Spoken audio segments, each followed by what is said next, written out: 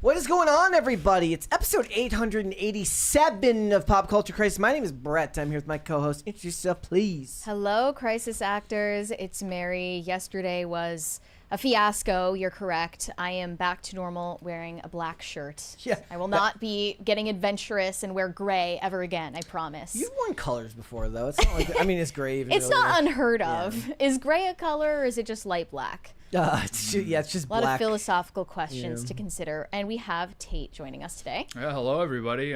Producer Tate here, just hanging out. And sometimes morning host of Yeah. Timcast. Sometimes. A rising star in the podcasting industry, some might say. Yeah, maybe I'll make the time list. No, you don't want that. It's like, so there's like a Means you're curse. washed. If you're in a movie and the trailer puts an introducing and then puts an actor's name, it's a bad sign. Yeah. Bad things happen to those dudes. You don't want that. By so the we don't want to way, put introducing Tate. If there are any crashing noises or any noise pollution that you notice during this episode, it's because we don't have a curtain on one of the entrances to the room right now. Just saying, like, nobody's getting hurt. It's fine. And if they were, it wouldn't be our business. Yeah, we anyways. actually here at Timcast we have a hold, like a cruise ship, where if someone's unruly, we can lock them in. We should have trap doors. So we just like hit a button and like the guest gets swallowed up into a furnace, like Dr. Evil. Unfortunately, that seems like something that like prank YouTubers would do. Mr. Beast, Like Roger already Ailes. did it. Yeah. Like Mr. Beast would definitely do something. He already did. Yeah. Like on Beast games, he hits a button and people just fall into the floor. I destroyed 80 families with my trap doors. Their dads are gone. How did you feel about his like girlfriend posting the AI picture of him with kids, of them with kids? Did you see that? Yes. Oh, aren't they married now, or they're just engaged? No, I think they're just engaged. That was grim. What, do you think so? Because it was like kind of blurry. I thought too. it was weird because the picture I wasn't didn't good. see this. Like when I think of AI photos, the hallmark of it is that it's like too in focus. It's like precise. Yeah, and this looked like a blurry photo that they Yeah. took at a carnival, except for it's not real and there are no kids. Right. It's just very dystopian and weird. Like I thought it was weird. Like, you can just make actual children, right? Like, Well, you don't have There's to an AI easier way generate to do them. it, yeah. His point was like, I think she's trying to tell me something. That she He said wants. that? Yeah, that was what he said in his post. That's awkward. What if he doesn't know? He's like, what's she trying to say? I wish I knew. He's trying to crowdsource the answer. Does she want premium chat GPT? I don't know. I just don't want him She to hit the photo do. with it? I don't want him to do to her what his friend Chris Tyson did Yeah, to his wife. that's Or his, I don't want what to happen to her. What he did to Chris is like she goes trans. That would stink. Yeah, I guess you could AI generate that as well to see. A lot of options. We got 20 here from Shane H. Oh, yeah. Wilder. He says, "You got that?" Happy Taco Tate Tuesday, Brett, Mary, and Tate. I knocked something off my Catholic pop culture nerd bucket list today. I climbed the Exorcist steps in Georgetown. I do have one question. What is some good dining in West Virginia? I realized when you asked that I don't do any type of like unique dining anywhere. Like everything I eat, you can get pretty much anywhere. I mean, if you're looking for like fine dining, I'm sorry, West Virginia is just not the place to Yeah. look.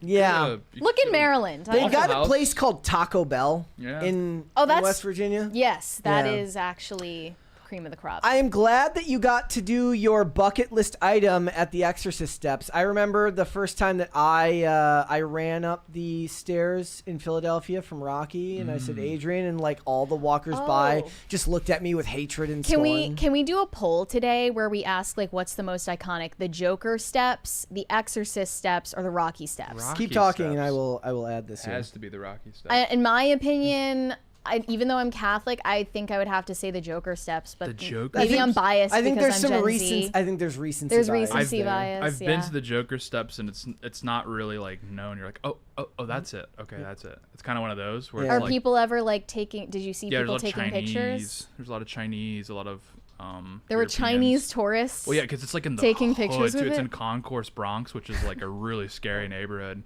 And so like people just hop out the Uber, get a picture, then hop back in and get out of there because it's like you don't want to be You around don't want to there. be like caught.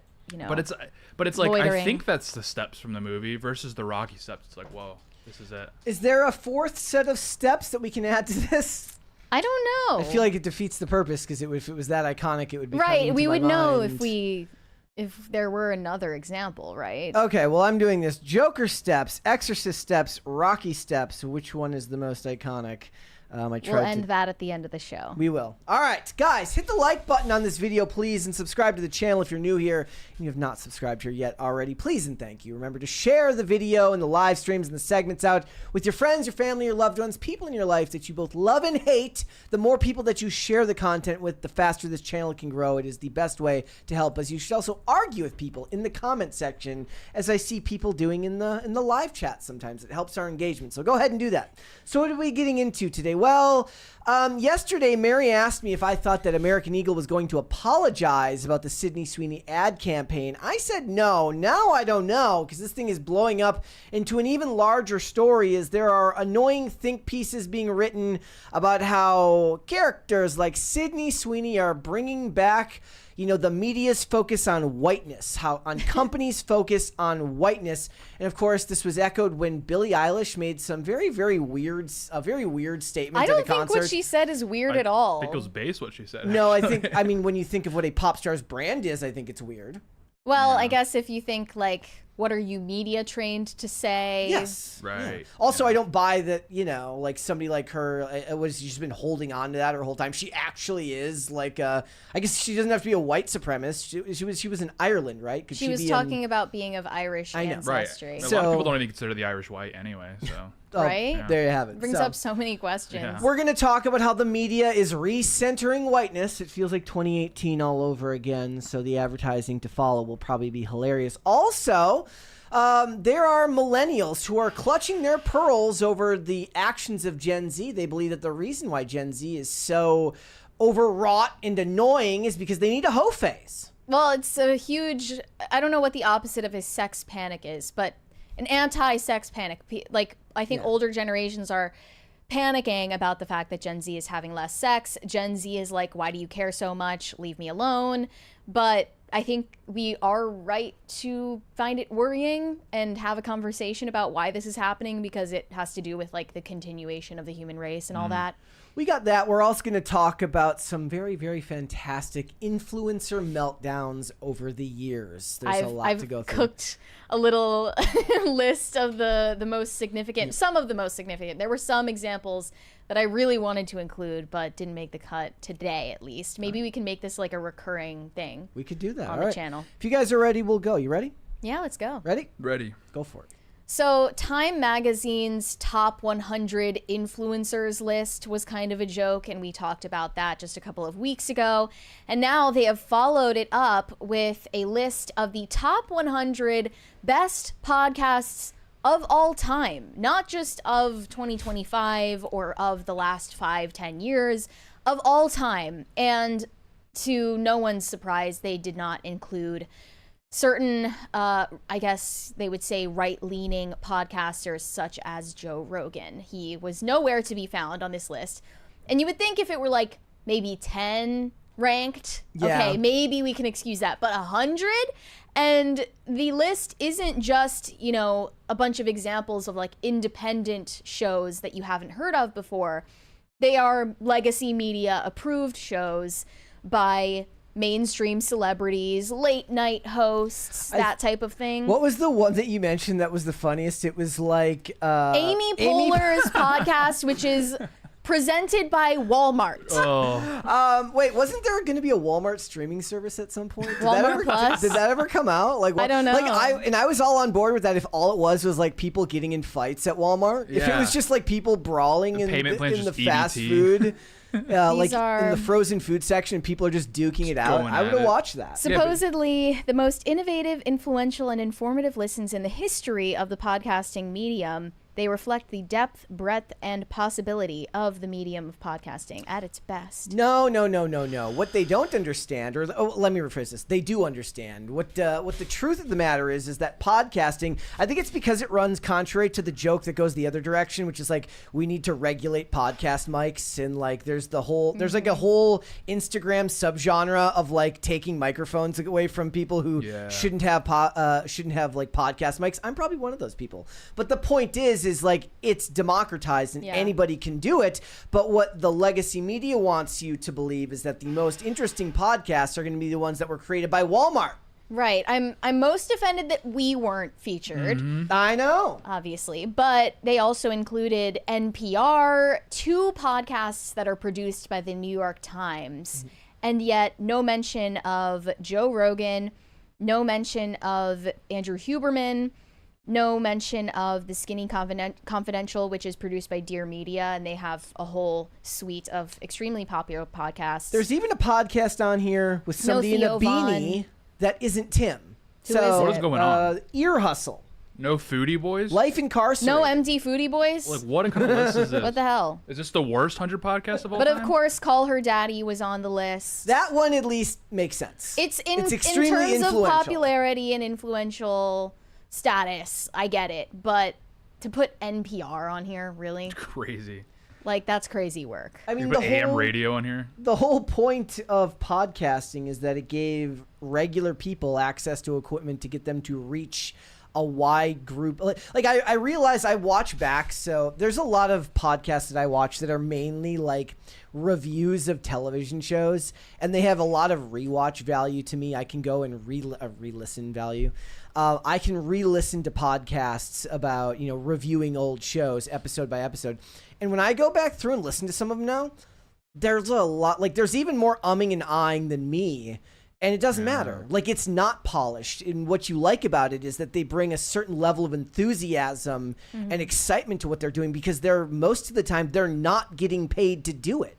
They're doing it in their free time. It's something they do as a side hustle. And that's something that I like even more than an Andrew Huberman or a Joe Rogan, where that is their business. But I don't feel like that's the heart of podcasts, because everybody you talk to probably has 5 podcasts that they listen to that you're like, oh, wow, I have no idea what that is. Yeah. Right? Like the actual power for a list like this is in the ones that nobody's heard of, just not the ones that nobody's heard of because they're presented by Walmart. Yeah, there's another one that is presented by JP Morgan. Like, On are here. you kidding me? There's one by Starbucks. Like, okay, so Caleb Hammer, it would be Okay. hilarious to watch like an elderly boomer version of Caleb Hammer, where like some investment banker makes fun of you for not buying a house in '08 before the crash. That would be great. I mean, I bet like Dave Ramsey, in terms of popularity, his podcast is Yeah, more but I mean, like, influential than anything no, else. it's like on it's there. a JP Morgan, it's like a JP Morgan executive who's like, Yeah. oh, you were like 12 in '08, Yeah. skill issue. Scroll down to the R to this podcast called The Rewatchables. Look who That's in the pop culture section. look who yeah. has sponsored that one. Well, I can't see Look it who's here. presenting that podcast. How far down is it? It's The in Rewatchables Rs. presented by Holiday Inn. Like, are we serious Why is right like now? at what point did Oh this my is something God. Why would that I- Holiday Inn need to this do is this? something that I talk about all the time. All the food companies are meshing together, and they're making like Taco Bell has a Cheez-It taco. Oh, yeah. Like, that doesn't need to exist. What the hell does the Holiday Inn have to have a podcast for? It's like, this podcast is so boring, it'll put you to sleep. You need somewhere to stay. Yeah. Also, like, when you go into a Walmart, like, they have like their own radio station on. They Yeah. have a Like, ton here that- that are also sponsored by like different written outlets like The Cut or Slate, and multiple from the New York Times. And as you were saying, like, why people like podcasting as a medium is because it feels more organic, even if it's not, at least the appearance of it being organic conversation. And that's why Meghan Markle's podcast Is so both of them, hated. Archetypes and the new one, which is Confessions of a Female Founder, are so hated because she scripts every word, and in some cases isn't even conducting her own interviews. They're doing pre-recorded answers to pre-recorded questions. That she That didn't even was ask not them. thankfully featured on this list, but another from the same studio, Lemonada, by Julia Louis-Dreyfus, is on the list. Again, Called Wiser Than Me. She did Seinfeld and Veep, and she was born wealthy. Why is she side hustling on podcasts? And the thing with like people like this is it's what they did is they sat down and they're like, I want a podcast, and then they have to retroactively come up with something like a topic Right, later like on. I think Michelle Obama somebody's did that. well, what are you into? It's like nothing. And then I'm a Meghan husk Markle's of a like, person. crap, what am I into? I'm into yelling at my husband. Yeah, You're like, I well, that doesn't really sell unless it's comedy and you're not basically funny. have no soul. I'm basically a husk of a human being, so this is going to be tricky. I don't know, maybe tech. This is a good mention. The Travis Kelce and Jason Kelce one. That's New a pretty Heights. relevant one. That one belongs on this list. But for the most part, I've never heard of or seen these before. Nope. None Any of them. of them. Like Walmart has its own radio station that at least gets views because people have to listen to it while they're in the Walmart. But like my favorite podcast of all time, I've actually told this story before. It was called Podcast of Interest, and it was about the show Person of Interest. And I can't listen to it anymore because like the web server that it was hosted on is gone. And I actually messaged the guy who made the podcast. Yeah. Like, bro, can you I need it, man. Can you Yeah. re-upload it? Yeah. Like I got like a 45-minute commute to work every day. I need all 500 episodes. News- I need all 100 episodes. In the I got a entire- road trip coming up. I need one more edit. There are 3 examples in the news and politics topic, and it's New York Times, NPR, and New York Times. This is why you're a joke. Like, this is why everyone considers legacy media a joke and doesn't trust them. Also, I don't see any wrestling podcasts in here, and wrestling was one of Yeah. the first industries to like really like, because there's so many diehard fans of wrestling, they got in on the ground floor even before there was what is called podcasting. But like the podcasts that I listen to in wrestling have all been doing it for 10 years or more. Like at least 10 years or more. The ones who go all the way back to the radio days, sometimes 15 to 20 years. Here's another one. Code Switch. Unpacking Race in America by NPR. Oh wow, that sounds Who's so listening sick. to that? Like, F-Time magazine for even putting this together. This is worse than the influencer list. This had to be one person at time that just got the green light. And Yeah. there's no way. There's Her name is no way. Eliana Doctorman, and she put together this list. Is criminal a true crime? No, it says the human side of crime. That's in the true crime Okay, section. At least true crime makes sense. There's a lot of people that love true they crime. had one based on Elizabeth Holmes, The Dropout, which is in here. Time will, plug their nose like when they made Trump like Man of the Year. And Right, Yeah. right. So what Like, changed? what's going on? Are they Stuff. still trying to pretend that they are relevant? Yeah, they are. They've got, also like, I heard of Bodega Boys, but yeah. Conan O'Brien's podcast is on here. I'm reading her like how she selected it, and she's like, you didn't have to be an A-lister with a professional studio to find overnight fame, but every 80% of the podcasts she picked are NPR. like produced by a major company. Yeah, and then there's Bowen Yang's podcast, the irrelevant SNL actor. It's called Las Culturistas with Matt Rogers and Bowen Yang. I just can't. If your studio isn't in like a basement somewhere with dust all over everything, then it's not real. Well, like there are some podcasts that like have a major backing that I enjoy. I'm still capable of enjoying. Like, for instance, Megyn Kelly was with SiriusXM for a long time. She now is independent, and I think ever since she went independent, she's been having more success, and she's also launching new people like Link Lauren. Yeah. Friend of the show. Friend of the show. Yeah. Do you think that for somebody like, but Megyn Kelly was one of those people that was always going to probably strike out on her own. Like she was never going to. She was weird though because she was an A-lister that no one knew anything about. She Yeah. was just a personality. Maybe you'd heard the name, you knew it was spelled funny, but You knew her, you knew her face, you knew like her cadence, but you don't know anything about her personally. Yeah. And those are actually somewhat rare, I think, of celebrities where they're literally I just, I know Tim would crash out if he read through this list. I think Oh, we did. yeah. I think we talked. We might not have talked about it on IRL, but we at least talked about it before IRL. At What did some he point. say? I don't know if he was. It might have been Sean or somebody else that was talking about it. In objective metrics, Timcast IRL would be on this list. Yeah, if it was 100 most What's popular of all what's time. the dude? Sean. Where are all the military industrial complex podcasts? Sean Ryan. Sean Ryan. Yeah. Right, Like, exactly. This is, Doesn't Jocko Willink have his own podcast Or as well? freaking Lex Friedman, where he's like on there doing math problems. yeah. Why is it So boring Lex Friedman So on here? Brett, you do math sometimes. Like I am pretty sure that like nobody actually awake listens to Lex Friedman. I think Holiday Inn would be much better off sponsoring him. Yeah. Like you're in the car, you're about to fall asleep, listening to his dumb show, and then you're like, oh, Holiday Inn, okay. Like I can't with this. Like all they had to do to like if they were trying to rebuild credibility post vibe shift would be to put like a couple of non fake ones on here. Brittany Hugaboom tweeted about this, saying the left has long dominated film, television, and fashion, but when it comes to podcasts, especially among men, the right owns that space. Joe Rogan, Theo Vaughn, and other male podcasters have become so influential culturally that even the left is asking, where is our version of Joe Rogan? And the only podcasts recognized on the list were Call Her Daddy and Serial. The more mainstream media erases what's actually shaping culture, the faster the next generation will tune out. There are far more influential podcasts out there than the ones Time included. Even like years ago, as far back as like 2020 that I can remember, people who were very far left would talk about Joe Rogan as like a slur. They're like, oh, you listen to that guy. And I was like, in like pre-COVID era. I mean, I just might have had friends that were so far left that, you know, maybe that was unique at the time, but it's definitely not unique now.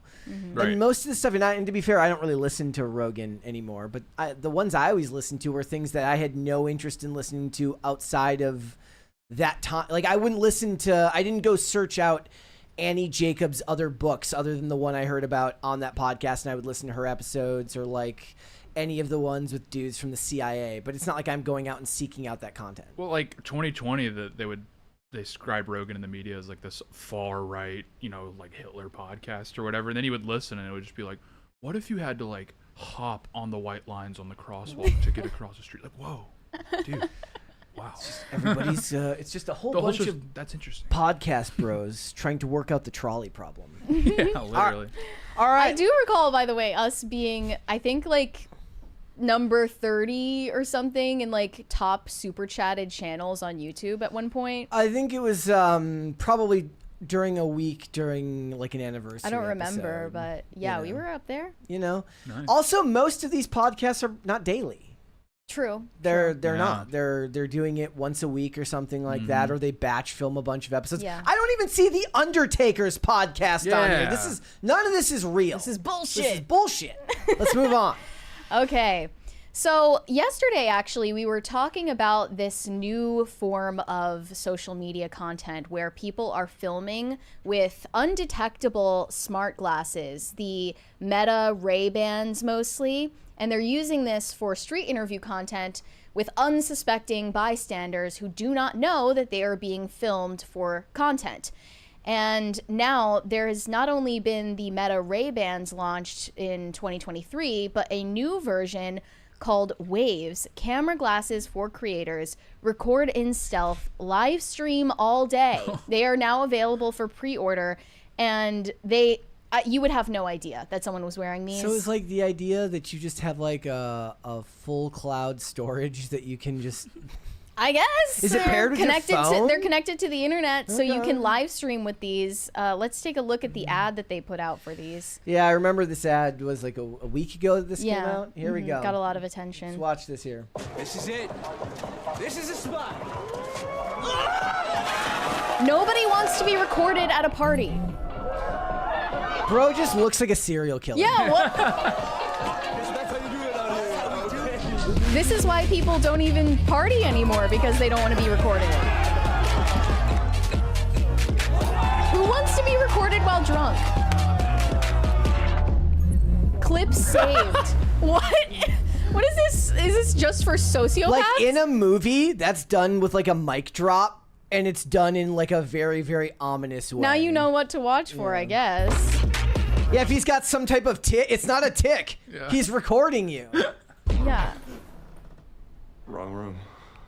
Get the fuck out. Like, it's not even being sold as like everyone knows that they're being recorded. It's being sold as a way to lie to people.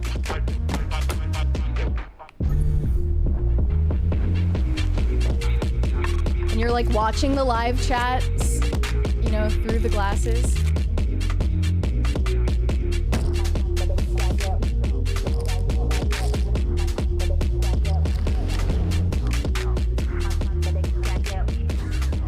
Is he cheating at poker with these? With the live chat? Oops.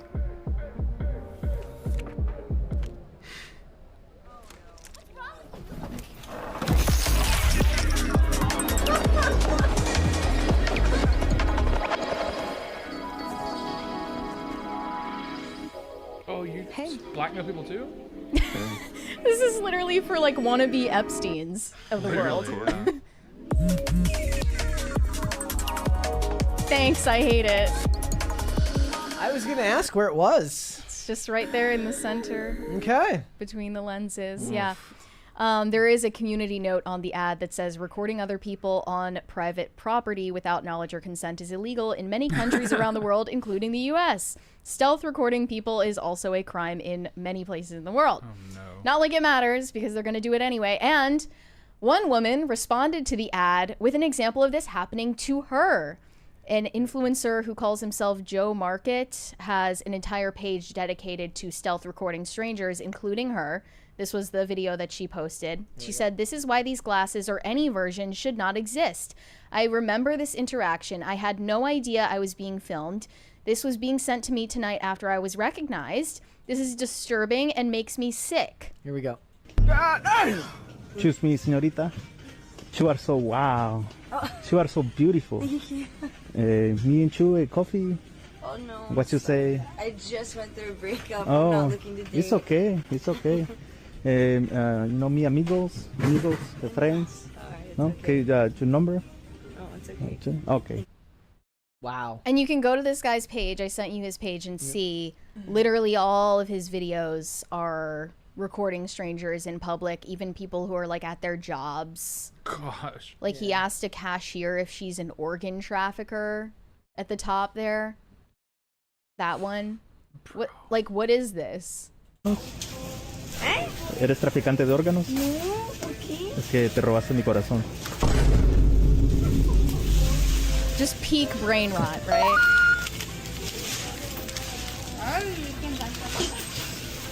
Also, earlier this year, another influencer who does this calls himself RizCam. He got exposed for doing this to people with his smart glasses. He has over 1 million followers on Instagram. And all of his videos are just him going up to random women in public who don't know they're being recorded and like asking them out, I don't know, baiting them into interactions that they don't know are going to end up getting millions of views on these platforms. And obviously they would react differently if they knew if someone came up to them with a phone, they would not entertain the interaction whatsoever. It would be a completely different discussion. Yeah. Yeah. And we've seen these videos on the show before. I was just pointing it out yesterday because I said, yes, this is happening, but if you as a woman think any man who talks to you in public who's wearing glasses is recording you, that would be insane. Like, just don't let the internet, you know, completely destroy your worldview or let it detach you from reality. But this is an actual problem. I had somebody ask me once if these were like those types of glasses. Yeah. I was They're very thick.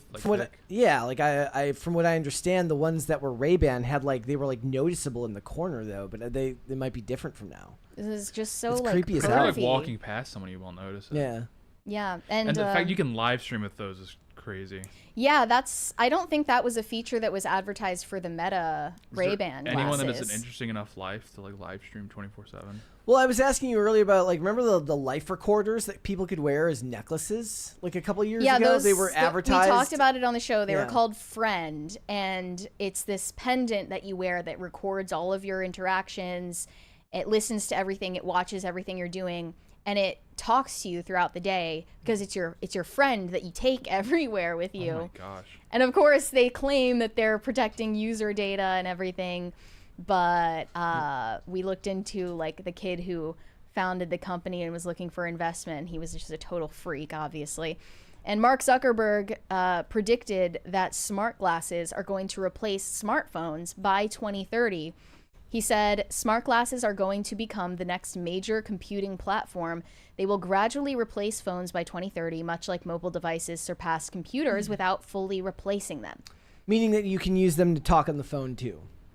Or anything that you can do with a smartphone. Like, I've had a feeling that the hardware that we use to interact with the internet is going to have a major shift in our lifetimes.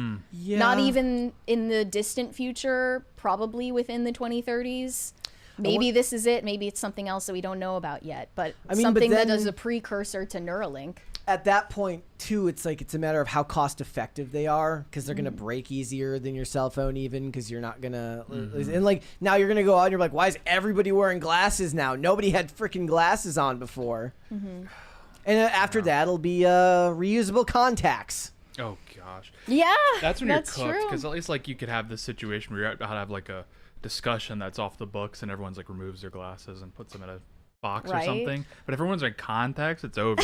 Yeah. Like, can you imagine, like, you're like the cops arrest you and they have you go undercover to, like, you know, like trap a drug ring, and they give you like this bulky ass recorder, and they're like, bro, can't you give me some spy glasses? I mean, it was kind of a white pill that the Apple Vision Pro never took off. Yeah.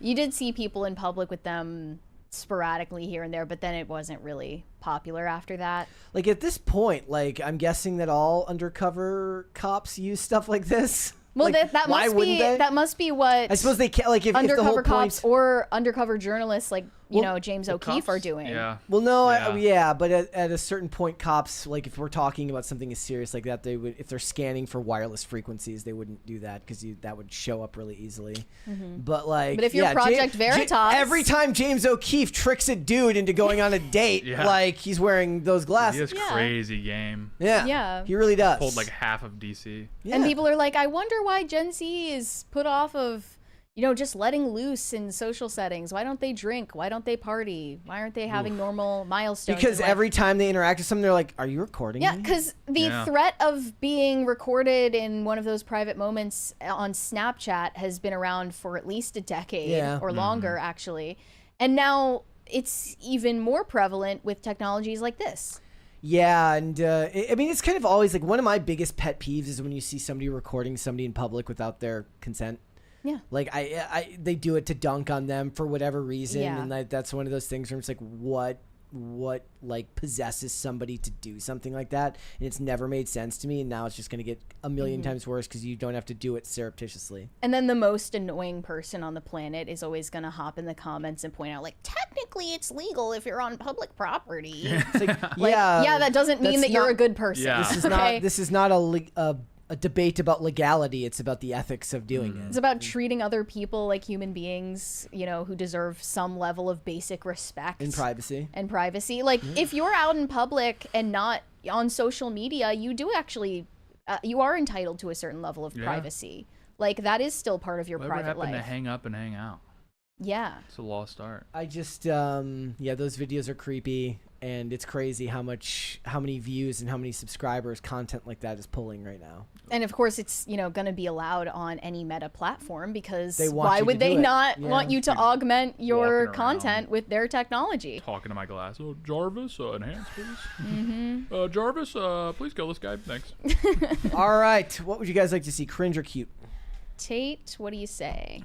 You know what? I've always starts with cringe, but I think cringe leads into a combo, so maybe we should start with cute. All right, All let's right. start with the cute of the day. Here we go. What do we have today? Let me double check. Yeah, here we go. All right, this one's from Isaac. Another cute shot of Tennessean Cinder in mid-howl. Whoa! Aw, They are Action midway shot. through the... Ow! that's A cute. little action shot. I like that. That's cute. I like that. So we've Chloe is now taken to coming back into the other side of the apartment finally, and Toast just won't leave her alone. I feel so bad for Chloe and Mocha because Toast will just right up next to them and just sit there, won't do anything. She wants but a just friend. I mean, she does. She's like 2 years old. She's like 3 years old, and the other ones are way older. She's just a She just wants to baby. hang out, and the other ones are like, "Would you please get away from me?" All right, let's do cringe of the day. Here we go. It says MGK doesn't eat. Really eat. Just do water a bunch. You don't eat? Oh, really? You fast mainly? You eat like once a day. Like, I ate that burger because we're streaming and it's like my main shit, you know? But Okay, we weren't streaming. What would you have had for dinner? probably water, yeah. But how? You don't ever feel weak or lightheaded? Like, Yeah, sometimes I'll eat a couple times a week. What will you eat for those meals? Bone broth with kimchi and sauerkraut. No way. Oh, you're on like permanent fast. do you drink green juice and shit too? I drink like celery juice sometimes, yeah. Coconut water. Like hella healthy though. Right, healthy as hell, boy. I don't know. Yeah, shit. Food I is bad for a lot of the food in America. It's really bad for. You know, there's The top comments is this is one of the most unintelligent conversations I've ever heard. a study that said if you do one 7-day fast, you know this. You do one 7-day fast, it removes like 80% of cancer-causing cells from your body. That part is In actually one true. Clean sweep. How are you so healthy? I don't know. I mean, I really honestly just coffee and cigarettes is what I kind I'm sick because all that tobacco I grinded up, I left at the house when we got swatted. So I'm over here like all I'm thinking about is like, fuck. Like, I left. Coffee, cigarettes, bone broth. I'm about to. See what you're on. Kimchi and sauerkraut because that has probiotics, you know. So like when you do those water fasts, the only thing that's crazy is it kills all the good bacteria in you too. You gotta hate that. The Kels, you can send me which probiotic you use. Yeah, I mean it's literally like kimchi and sauerkraut has a lot of good probiotics in it. So like if you just get organic kimchi don't and organic supplement sauerkraut, nah. Like I'll just cook it in the bone broth. I don't really. Bro, cooking the sauerkraut and the kimchi takes the probiotics out of it. You're killing the good bacteria when you cook it. He said this diet sounds very familiar with some women that I know. Coffee and cigarettes. Coffee and cigarettes. I mean, yeah. I'm on the bone broth kick. I get it, but like, yeah, you look like you live I'm off of picturing coffee him. and He was- cigarettes, he dude. was Like, we doing could that- tell. He was doing that music video with the mop, and he's like falling asleep. Right. He's got no energy left. He's like, Like, I feel like he's just lying to sound quirky. Like, obviously you don't just live off of, I just ate that burger just because, like, you're my man and all. But, like, yeah, like if- he's literally crazy. just lying. like if that had been Performative- anybody else's burger, I'd have said no. Are we seriously doing but- performative eating in 2025? Are we doing performative anorexia now? That's Like- what the top comment says. Bro is describing anorexia. Okay, there's no way that this guy just doesn't eat food. There's no I'm way sorry, men, like, no. grown Maybe, men maybe. get What if he's just anorexia like either. Megan is just a shitty cook? Well, so- no, it's just he lives off of the power he gets from her blood when he drinks her blood. That was the first thing I was thinking. Is he boil the blood too? We have a 20. 20 from Jim Kimball, Bort, Murray, and Taint. What do you think is the most iconic SpongeBob episode? Mary will defer to you on this one. Well, Brett has never watched SpongeBob. That's not me. Yeah, so he's not I really part wasn't of that allowed generation. to watch it growing up. You weren't allowed to watch? That's awful. I'm My so mom sorry. says SpongeBob's a bad influence. I mean, just off the top of my head, I'm kind of thinking hash slinging slasher. Okay. I can't sit You here should and do. explain You should make it. a reel of like top 5. No one cares about my ranking of SpongeBob episodes. My algorithm would say differently. People care about the Time podcast list. Yeah. I guess Like, maybe people are interested in that. Like all of my does your I mean it happens to all of them, but does your algorithm ever reset and start sending you like weird stuff for a period of time? No. Okay. No. So I've been getting nothing but like it's these videos where it's a picture from a movie. It's like a still from a movie, just a guy's face barely reacting, and then some like IMDb fact about it. Not even read out loud. It's just like text on a screen. And I'm like, who's turning this into motion video content? This is still image content. And that's like all I'm getting now. It's just like facts from movies that get gazillions of views, and there's like there's some effort put into the editing portion of it because you have to like find, I guess it doesn't look like it's like from a website, so somebody typed up it's like their typeface, and then it's just a still of a guy. I have no idea who he is. Is he fax master? I don't know who this guy is, but he's just sitting there at the bottom of the frame, and then it's just some boring ass fact that everybody knows about a movie. Yeah. Your algorithm is one-shotting you, Brett. It does it all There's the a time. lot going on there. Yeah. All right, let's get started. Okay. I really thought that we would put this topic to rest, but unfortunately the hysteria surrounding Sydney Sweeney's American Eagle ad campaign continues, and it's getting worse, and it's also reaching beyond just the cesspools of X discourse, and now mainstream media has latched onto it for their own purposes.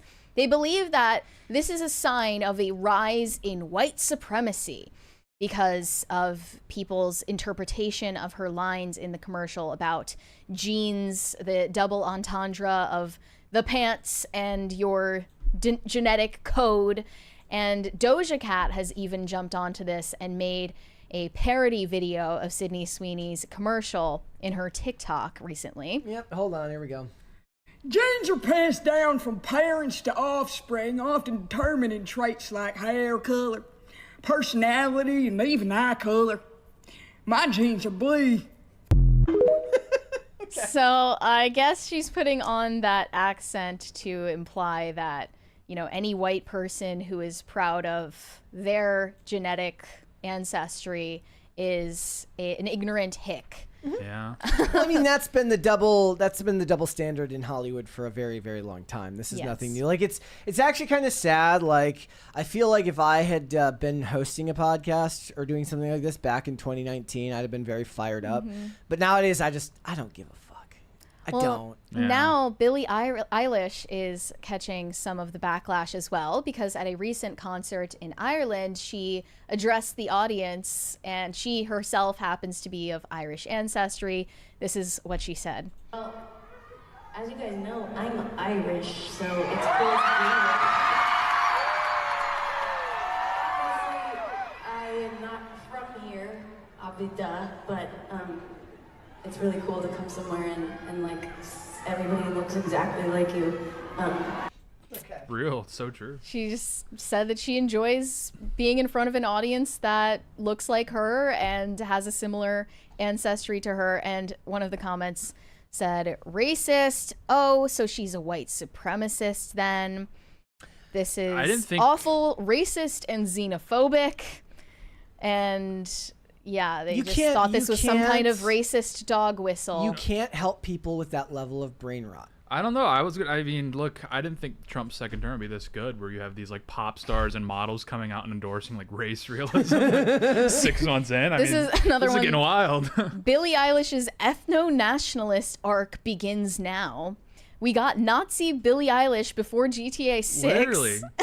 She literally got up on stage paraphrasing and said, all these foreigners need to get out of here. That's exactly what she said. Maybe I'm the friend that's too woke. And Sweeney got on her ad and she's like, if you don't have blonde hair and blue eyes, like honestly, you're like not even human. And I'm like, jeez. This is insane. Like, it's remember a couple years ago wild. when people had the "It's okay to be white" signs and they were like, you got in trouble for it? That looks tame compared to what Billie's up to. Why is Billie so racist? I used to love her music, but not anymore. Another one said, OMG, she is literally a fascist. Are there more examples of her doing such racist things other than one, or is that all it takes now? Is like somebody misspeaks once, and then like, do you think when she was done, she's like... She didn't misspeak, though. Like, this is just how people feel. No, you're misspeaking if you're worried that people are going to misinterpret you, and I guarantee you she was worried about it as soon as she got done saying it. She's probably worried because she's like, well, Ireland's not 100% Irish anymore, so I don't know if what I said is accurate. I'm just saying, like, it's not about what she meant, it's about how it'll be perceived. Perception's reality, and as soon as she said that, she's probably like, she probably expected people to take it and twist and then it there's, in their own and then way. of course there are articles like this that say Sydney Sweeney's ad shows an unbridled cultural shift towards whiteness. It says advertisements are always mirrors of society, and sometimes what they reflect is ugly and startling. Well, that's not actually always true. I think a lot of the time advertisement and marketing is used to shift societal norms, not the other way around. I don't think that societal norms, for the most part, these days are reflected in the advertisement that's shown to us. They're actually used to, enact a psychological operation on people. But in their interpretation, the American Eagle ad is mirroring a rise in white supremacy from the grassroots. So, this was their interpretation. You should get us a second crisis party. Stand on business.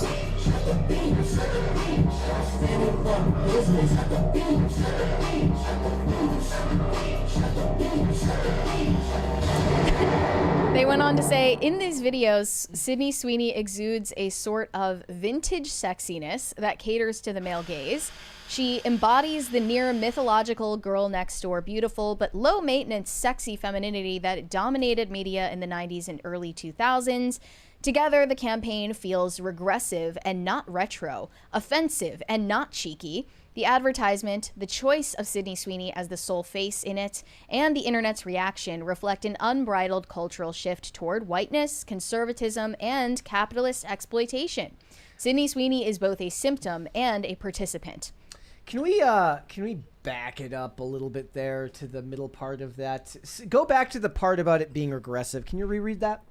The whole thing? Just the first few sentences. It's regressive, not retro. It says that together the campaign feels regressive, not retro, and offensive, not cheeky. Okay, so what would the retro version of this be?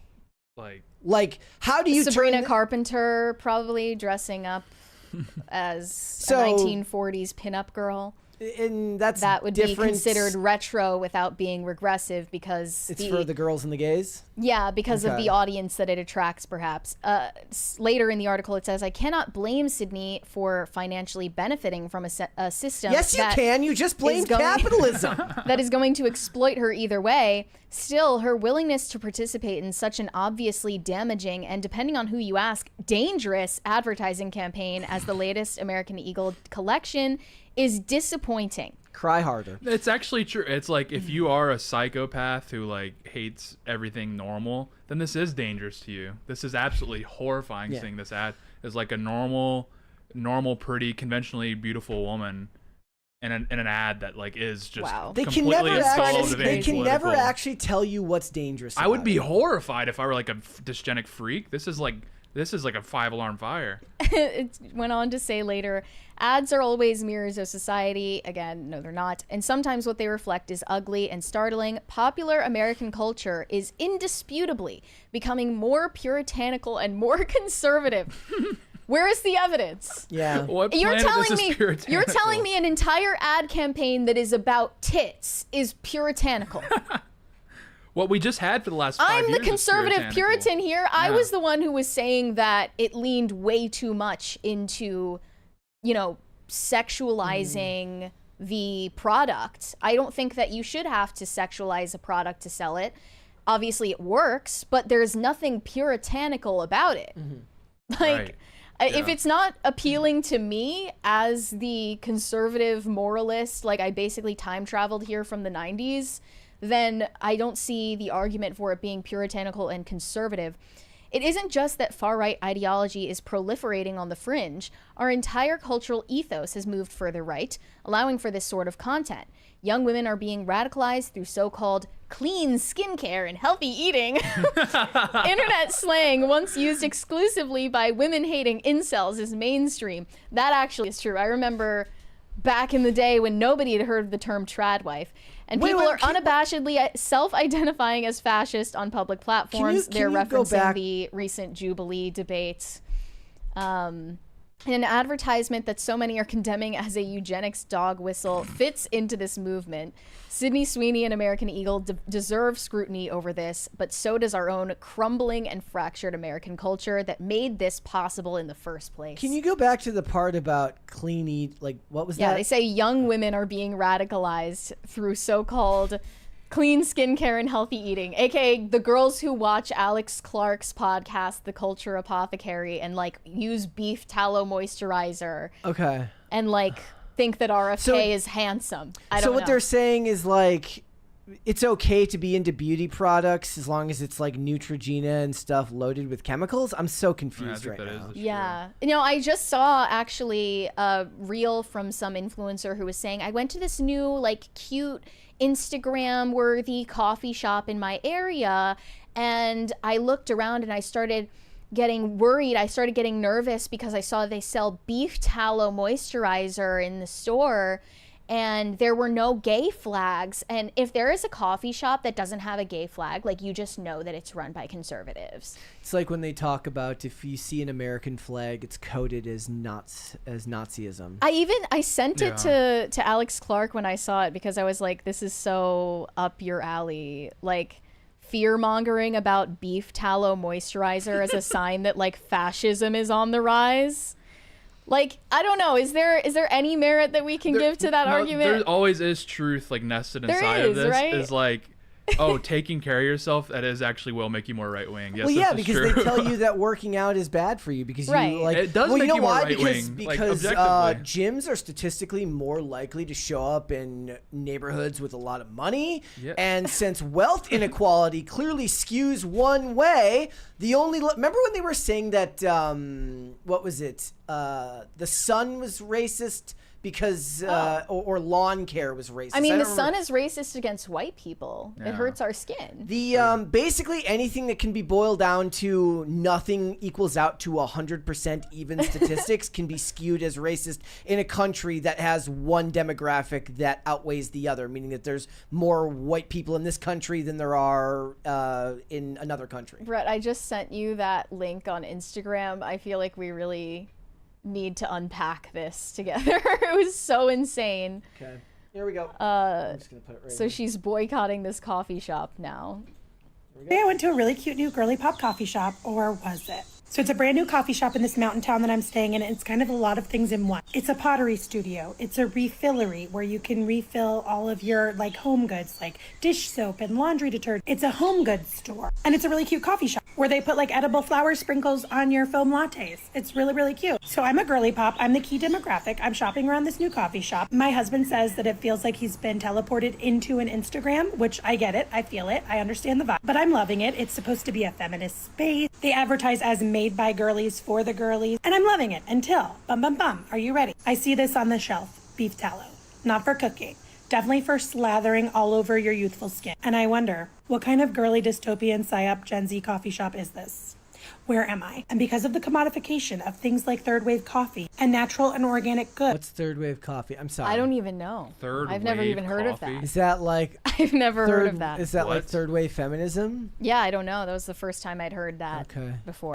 And even the commodification of feminism. I wonder, am I on the wrong side? Has this millennial crossed the line? Have I popped over to the feminism that keeps a dead woman alive in a coma so that she can birth a fetus that has no chance for life? Does this single origin coffee with cute little confetti sprinkles mean that I believe that a woman should be attacked and tackled to the floor by a masked man coming out of an unmarked van because her last name ends with a Z and she tans easily? She should be held without explanation, without bail, without due process, and shipped to a country that she did not come from to live in a concentration camp? Is that what this coffee means? Because I know what this means. It means that measles rates are at the highest they've ever been in this country, and that your grandmother is not going to get a flu vaccine this year. Or am I overreacting?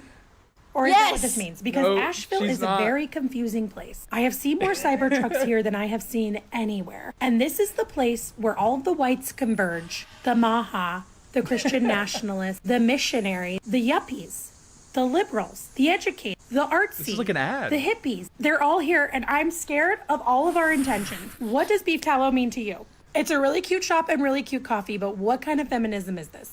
Please help. See, no, it's ordinarily if someone said that she's left wing, but if like one of my friends said beef tallow means mass deportations, I'd be like, yeah, it does. It's so true.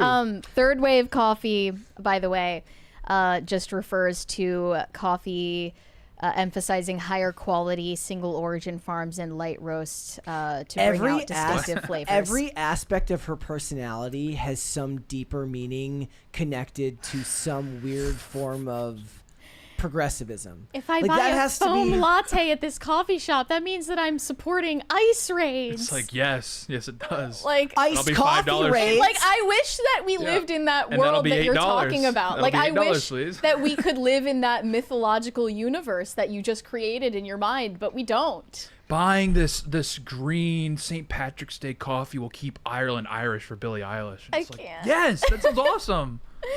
Like none of us envy this person. That's the white pill in all of this is we're never going to be as miserable as her. There's I true. do feel a certain level of sadness for anybody who has to live their life this way. Like I sometimes worry that I overthink things, and then seeing stuff like that makes me very excited to know that I am not that person. She needs help. She's like, or am I overreacting? I'm like, I mean, she doesn't have her Yeah, husband babe. should. I mean, but feminism Your has told her husband should take away your No, phone. no. Feminism has told her that if her husband's like you're acting like your mother, he's the bad guy. But she's acting like her mother, I'm sure. I did issue an exhortation to the husbands of trad wives recently saying like, please just take away their phones. You're the one who's in charge around here, right?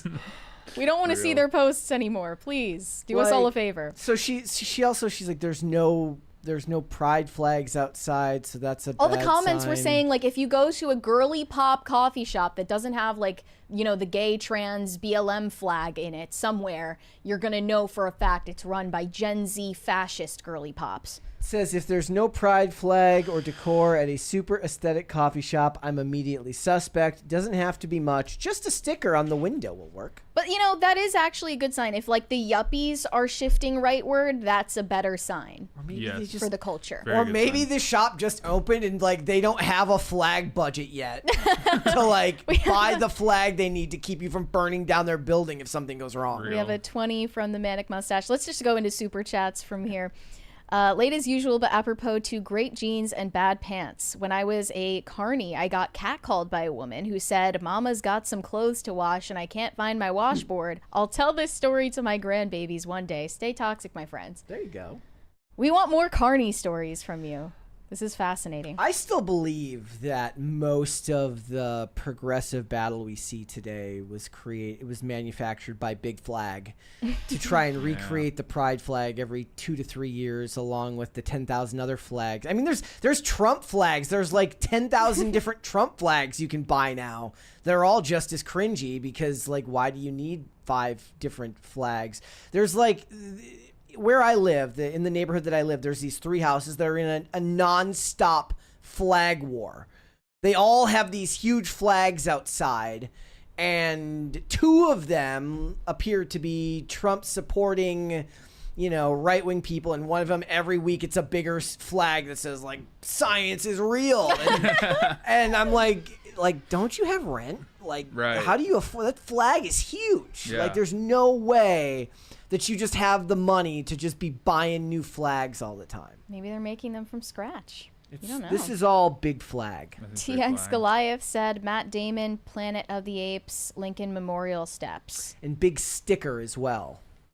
Sorry. Wait, what? Stickers. Steps? The stickers, yeah.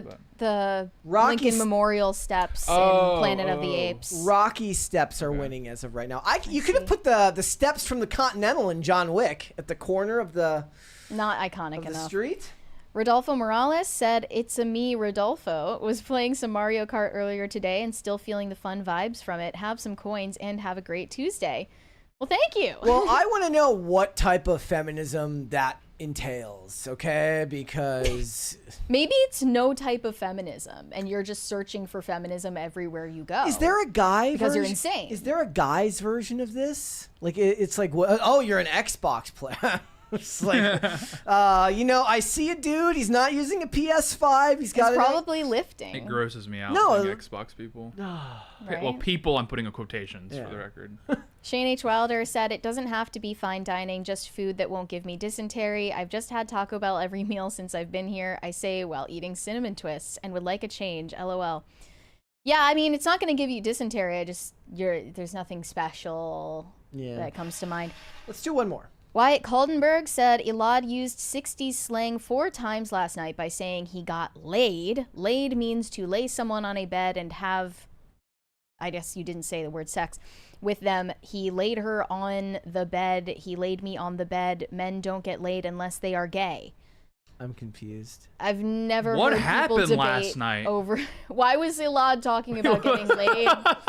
I like the It was a politics show. Like, more importantly, like, why is he talking about that on the freaky show happened last He's like, night. you know what? We should be more like Call Her Daddy, okay? So, He's like, I actually have some thoughts on this Epstein story. He's like, look, all this stuff with Putin and Netanyahu It gets me falls going. by the wayside when I tell you that I've been hitting on all the women. I tell them I'm in the White House press corps now, and I'm like, the ladies just line up.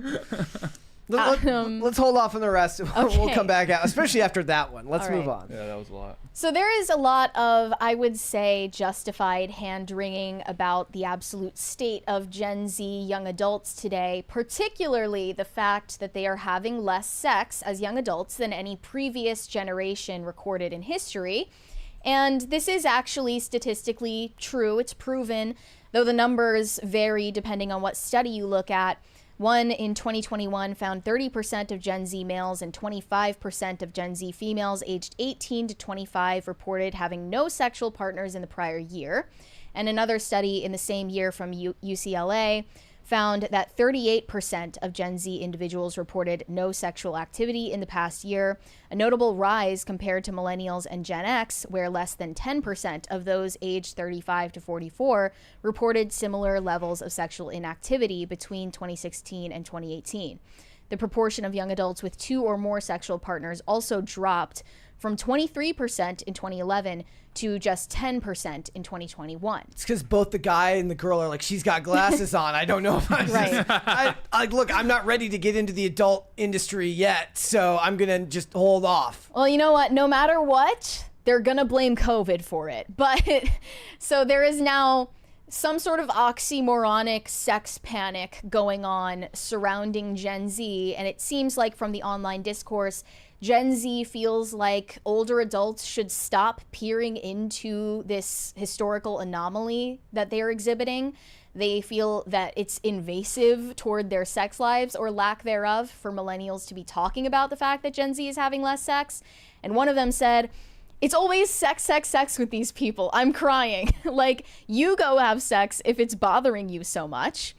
Another tweet Well, said... the point of that is to say, like, well, if I do it, I can't... Right. I'm old. I can't have kids. We need you to do it so that, you know... we can, like, continue the human race. We're already like, below no big replacement deal. rates. Like, We're just going extinct. It's not a big deal.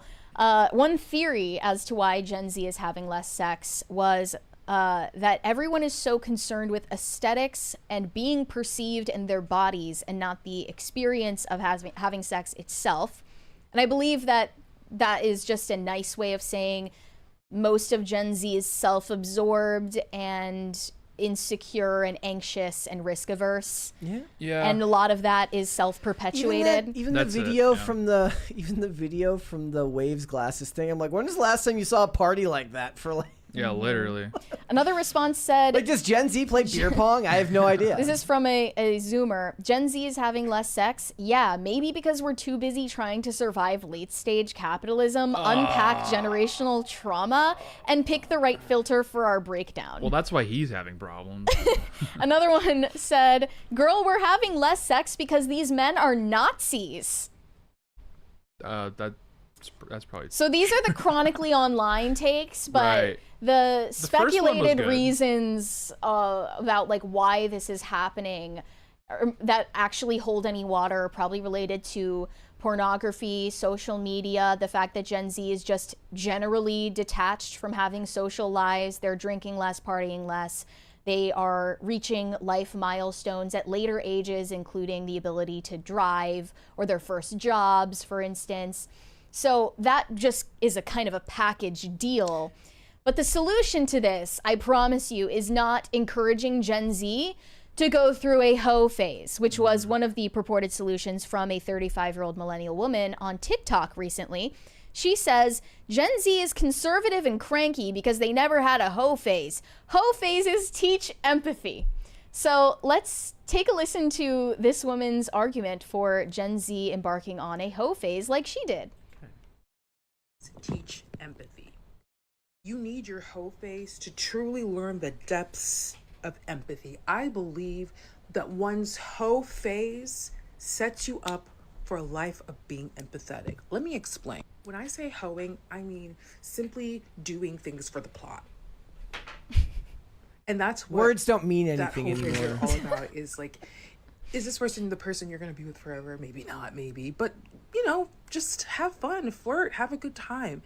Being a hoe is not about necessarily being promiscuous. It's just about What? not necessarily considering all the consequences. Bro, they just be changing the meaning of words. Like, this is why why people feel so disconnected from reality. There's no language tether to anything. Every action, because you're young and you have the safety to make dubious decisions. It's like when Dolly Parton was like, "Me and my husband are in an open relationship." Remember Well, that? she was totally misinterpreted though. Like she meant that like we flirt with people, you know, but I'm sorry. we don't. Yeah. I'm done. Here we go. They're 5 swingers. years now at this point. Because of that time, a lot of the people who are 20 to 25, 28 missed out on that critical hoe phase. And I'm talking about not high school. I'm talking about college, and specifically the 5 years after college. That is when you are supposed to be traveling the world with no money in your pocket and just existing off of vibes. Getting Because they're missing STDs. that, they then didn't learn the lessons that our parents were trying to teach us in our youths. You understand?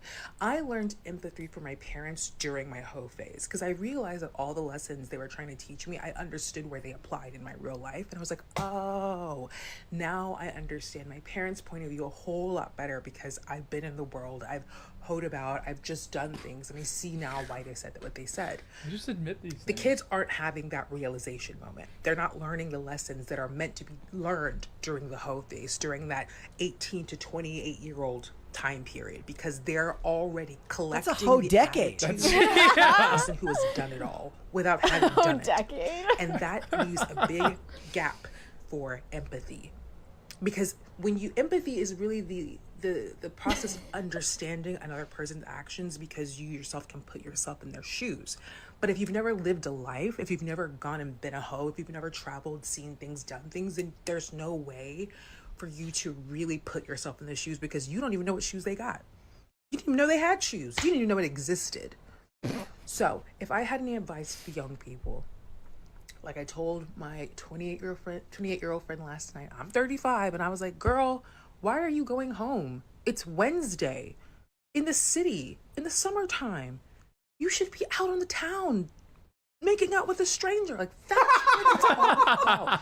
So that when you are a 35-year-old woman and you're seeing these kids online talking about, oh, millennials, and all I feel is empathy for them because I'm like, oh, you poor sweet child. You're missing on your youth and you're still going to get older. Like, you're borrowing the attitude of being older and you're young right now, which means you're still going to get older and you would have already have had the attitude while you're young. So then you never get to be young. Ew. I enjoy being young. It's fun. Being an adult is not like what is the big because you didn't do anything to earn anything worth enjoying in your youth. That's why you think being an adult sucks, because you wasted your youth. Yeah. Duh. Ew. Okay. What's with these hoe anthropologists? She's like, from 18 what to is 28, it's really it's the best galaxy time for brain hoeing. take. Okay, and like obviously it goes without saying, you know, if you're in the middle of a hoe phase, you're not thinking about anyone but yourself. So tell me how that's supposed to teach anybody about empathy. You're commodifying people, you're treating other people like they're disposable for your own hedonistic ends. You're only absorbed with your own hedonistic pleasure and your own temporary gratification. That is the opposite of empathy. It's going to encourage you not to humanize other people. And also, this is important. Making mistakes is not the only way to learn a lesson, actually. You can learn a lot of lessons by watching other people make mistakes and hearing from the life experience of older people who made mistakes and they tell you not to make the same mistakes. You don't have to go through it yourself to make the right decision in the end. That's such a bizarre idea to me. I never understood that. Are there hoe studies classes that you can take in college? She's probably... Yes. Does she teach hoe studies at a university? The dean. She majored in hoe. I wrote my... And then she went back for her master's. I wrote my dissertation on hoeing around the world. I'm looking at the comments Hobel here. studies. This is a good comment from a Zoomer. Millennials want us to suffer like they did in their 20s. Real. Like the generations before them did to them, they are ignoring the context that surrounds our early adulthood. And they are saying Gen Z has a stronger risk aversion because if we participate in the behaviors you're encouraging, the consequences will be more severe and life-altering. Some random millennial on TikTok is not going to convince me to risk the precarious situation I'm surviving in just to justify their philosophy. I'll have fun in a different way. Now, the Zoomer who commented this is probably thinking that we're regressing into some kind of fascist authoritarian political system where, you know, I don't know, you're going to get like shot on sight for procuring an abortion. But they're actually directionally correct to think that sex has consequences and it's good for people to, especially young people, to be aware of that. No, Mary, you should go out to a bar after work on a Wednesday. Yeah, there's another good point made by a canker Zoomer. sores from a guy that you've never met There before. is no hoe phase when you are constantly under surveillance by your own peers. Great point. So true. You we can can't even engage- hoe phase anymore with these Google glasses or whatever they're called. You can learn empathy without engaging in hookup culture. LOL. Yeah, it also helps. You know, if you don't hook up with people, you're actually a more empathetic person, because if you put yourself in their shoes, how would they feel as a person who was disposable to you for a period of a few hours? Yeah, like the most empathetic people you'll ever meet are these like hyper dedicated like Amish and Mormon people. Like they're always the most empathetic people, and they're not having Plus, if you're like phases. one of these Gen Z guys who has to meet a girl at the local running club and be Ooh. like, oh, you want to get out of here? And she's like, we're suffering through late stage capitalism, so I can't come home with you right now. By the way, the youngest Gen Zers are, I believe, like some of them still in middle school, many of them still in high school, like actual children. Why are you trying to spread this message to them? Like, that's kind of groomer vibes. Yeah. There's also like a certain level of romanticization that she's doing here, which is like, guess what? Most people can't afford, even with no money, to just go whore around Europe and have hot dog eating contests with everybody like 7 days a week for a couple months at a time. There is, what was the thing we were talking about yesterday? Not, I wasn't talking about it here. I was reading this post about this woman. What did I read? Who like left her family and was like wanted to go travel. It's like, what is this weird like romanticized wanderlust? I mean, it's just Eat, Pray, Love, recycled over and over and over again. And the women who are like, my husband's perfect and I love my kids, but I just don't feel like I can be myself, so I'm divorcing him. And you're just like, okay. I mean, fortunately, in Eat, Pray, Love, a movie I hate with a passion, they don't have any children, but she does basically leave her husband for no discernible reason. I think overall we could just do with a lot less like think pieces about Gen Z written by millennials, because they clearly have not figured out their own lives. I would be more open to hearing a message from a Gen Xer or a baby boomer, since they actually have figured some things out, like they ended up having more normal milestones in life. Millennials are just out here floating. Here, I can give you both those answers. The Gen X person would say, come back when the street lights come on. And the boomer would say, pull yourself up by the bootstraps. They're partially to blame for this as well, of course, but that would be the answer from both of them. I mean, they raised the millennials, so they're not going to get out of this unscathed. The 60s was just one large hoe phase. Yeah. I mean, baby boomers like started the hoe phase of this country. They're like, of course we had free love. We weren't living in late stage capitalism and a fascist dictatorship. Back in my day, it was a whore phase. I don't know the newfangled words. All right, let's move on. All right. To the super chats. Adam said, this is the left fighting back, saying you will love what we put out. Is that about the Time magazine, or is it the probably. Sweeney think piece?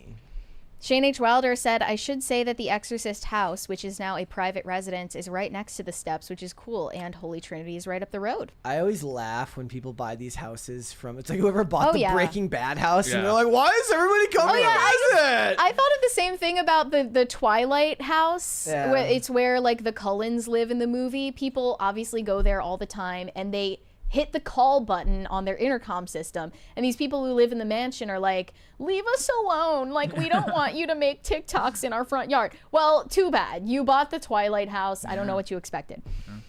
In the chat, this person says it's a hussy phase back then. Well, now it's a bop phase. Yeah, the bop is the new one. Ho is kind of like millennial coded. Definitely. It went from ho to thought to bop. It's a 304 phase. Or 304, yeah. TX Goliath said, free Heston James? Oh, yeah. You remember a few weeks ago we were watching the pranks where he screams in the grocery stores and stuff? Oh, is that the guy? That's Heston. He got arrested and he's facing like 9 years of prison. No. For what? Why? I think for pranks. They're like, what's the actual They're like, charge? you're under arrest for making ass videos. Like disorderly conduct? Like, there's no way you can face 9 years in prison for that. I think it was over the ones where he would like go to like a Target and then bring replacement workers and be like, get out of here, we're taking over. Yeah. That does seem like a crime. They could catch a serious case he for... He doesn't deserve. He needs to be freed. That's some sort of fraud, definitely, right? Trump needs to pardon him. Let's see, what's it say? Was arrested. Let him go. Several criminal charges. I support him. I don't care. Shane H. Wilder said, if someone asks me if my glasses record, I'm just going to say, no, my eyes just suck. I hope they fail because this is beyond the pale.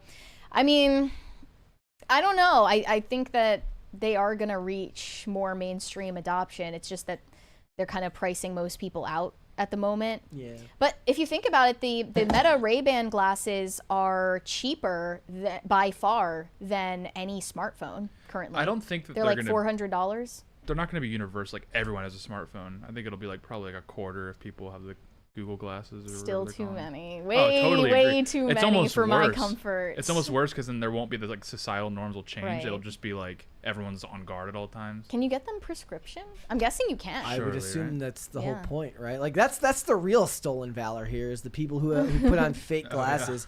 I'm always like, would you wear like a fake hearing aid? You're gonna need to get a monocle so that people don't think you're recording That's them. yeah, or no, like or go back to like stem glass, like regular wire wire frame rim, glasses, yeah. which I don't want because usually you look even more like a serial killer when you have those. So let's hold off on the rest. We'll come back. It's time to talk about influencer meltdowns. Yeah, I just went down a little bit of a rabbit hole recently and compiled a list of some of my absolute favorite influencer meltdowns from over the years.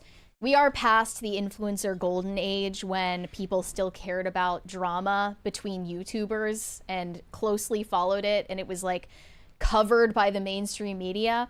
But I think that these specific instances of influencer drama and meltdowns will live in infamy even after people forget the names of these TikTokers and YouTubers. They will remember these moments for being particularly humiliating.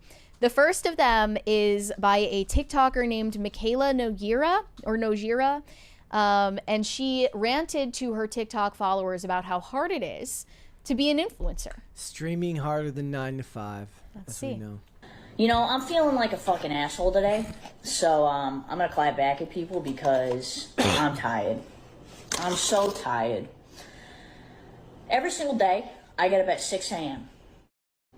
I spend about 5 to 6 hours filming video content that ranges from 3 to 4 videos, and then I spend a few hours editing that video content. Then I have to work on my other social media profiles, whatever it may be, Instagram, whatever. It's fucking marketing. Then I'm in meetings from 12 to 5. I literally just finished work and it's 5:19. Try being an influencer for a day. Try it. Because the people who say it's easy are so far out of their minds, try it for a day. It is not for everybody. In fact, it's for a very small handful of people who can actually do this job. Because it's absolutely fucking insane. You do not want to have this job. I'm just saying. I mean, I can like grant that maybe it's not as easy as it looks, but to go and tell people who have like normal 9 to 5 jobs or like normal like, customer service retail jobs that your job is harder, it's just never gonna land with anyone. Who was it that was talking about this? It wasn't Aiden Ross. Who was it that was saying Speed this? was like, no, it's really easy. Yeah. Like Speed's like, I don't want to be working like anywhere else. The thing is like even if it's true, even if your job even if her job just takes it out of her and at the end of the day she's just like, ugh. Like, you are afforded the luxury of a career that's so unique that one of the downsides is that you don't get to bitch about it because nobody likes the person that does that. Or if you want to bitch about it that bad, you can bitch about it to your friends, your family, other influencers who would agree with you. It's like when actors... You don't bitch about it to your followers who make it possible that you can have that success. They're going to turn against you. It's like, you guys are lazy. It's like when actors complain about people not liking their work. It's like, well, that's the price you pay for having the job that you have. I just got off of work and it's 5:19. So that's when everyone gets off of work. Yeah, right. Okay? Well, she said she was like, I was up at 6. Making makeup videos. Making makeup videos. Okay. Well, let's move on. The next one is from an infamous crash out by Shane Dawson when he was accused of being a PDF file. And the reason for that, among many, is a video that was actually discovered and denounced by the Smith family, Will and Jada Smith themselves, saw a video of him from back in the day where he was pretending as a joke to jerk off onto a poster of Willow Smith when she was a child. So this is his defense after that all came out. By saying, I am not a fucking pedophile. I, Shane Yaw, my real name, go on record saying I am not a fucking pedophile. Got it? Great. Start by saying, there's no need for that level of audacity. Yeah. That was very intense. I don't like the attitude in that. Yeah. Like, it's just how are we supposed to know that someone isn't a pedophile when they, jokingly were like attracted to a child. Like, I don't think that's a funny joke. Anyway, another groomer scandal surrounded Colleen Ballinger back in 2023. We covered it on the show at the time. Oh, yeah. And this might go down as like the worst YouTuber apology literally ever. Now has millions of views. And this was just a segment of her musical response to the hate Remember, guys, she was receiving. It's the toxic gossip train. The toxic gossip train. It was weird. I've been sharing my life online for over 15 years. I've poured my heart out to you, and because of that I feel like I'm talking to my friends. But in the beginning of my career, I didn't really understand that maybe there should be some boundaries there. There were times in the DMs when I would overshare details of my life, which was really weird of me. I haven't done that for years, you see, because I changed my behavior and I took accountability. But that's not very interesting, is it? So let's go on the toxic gossip train. The locomotive's fueled with hateful accusations. The toxic gossip train. Steamroll over someone's reputation. I need this song to end up as a montage in a movie. Like, think she would do that? Think she would like sell the rights to like a studio to use this for like some Netflix movie where a high school kid gets bullied? Did you for the Diddy documentary? Yeah. It was so bad. Like, how did that make it past? I guess she, I don't know, didn't show this to anyone who actually cares about her career. Yeah, so much for the accountability. Before posting it. Wow. That was just that. I mean, I don't know if I can think of a worse YouTube apology, and they're all pretty bad. Yep. She really took the cake. And that was, by the way, because she was privately messaging fans over the years, talking about sexual topics, asking them about underage fans. Right? Yes, underage, like literal 12-year-olds in some cases, telling them details about her sex life with her husband, because she's an adult in her 30s, asking them about their virginities, their periods, etc.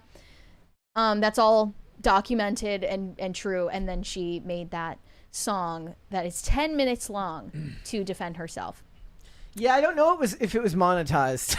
I don't know if she monetized the video. This next one is I feel like if you make an apology video, YouTube just doesn't put the monetization option there. Like, they don't even let you. They're like, look, we're looking out for you, you idiot. We're not going to let you monetize the apologize. That's when you get sponsored by BetterHelp.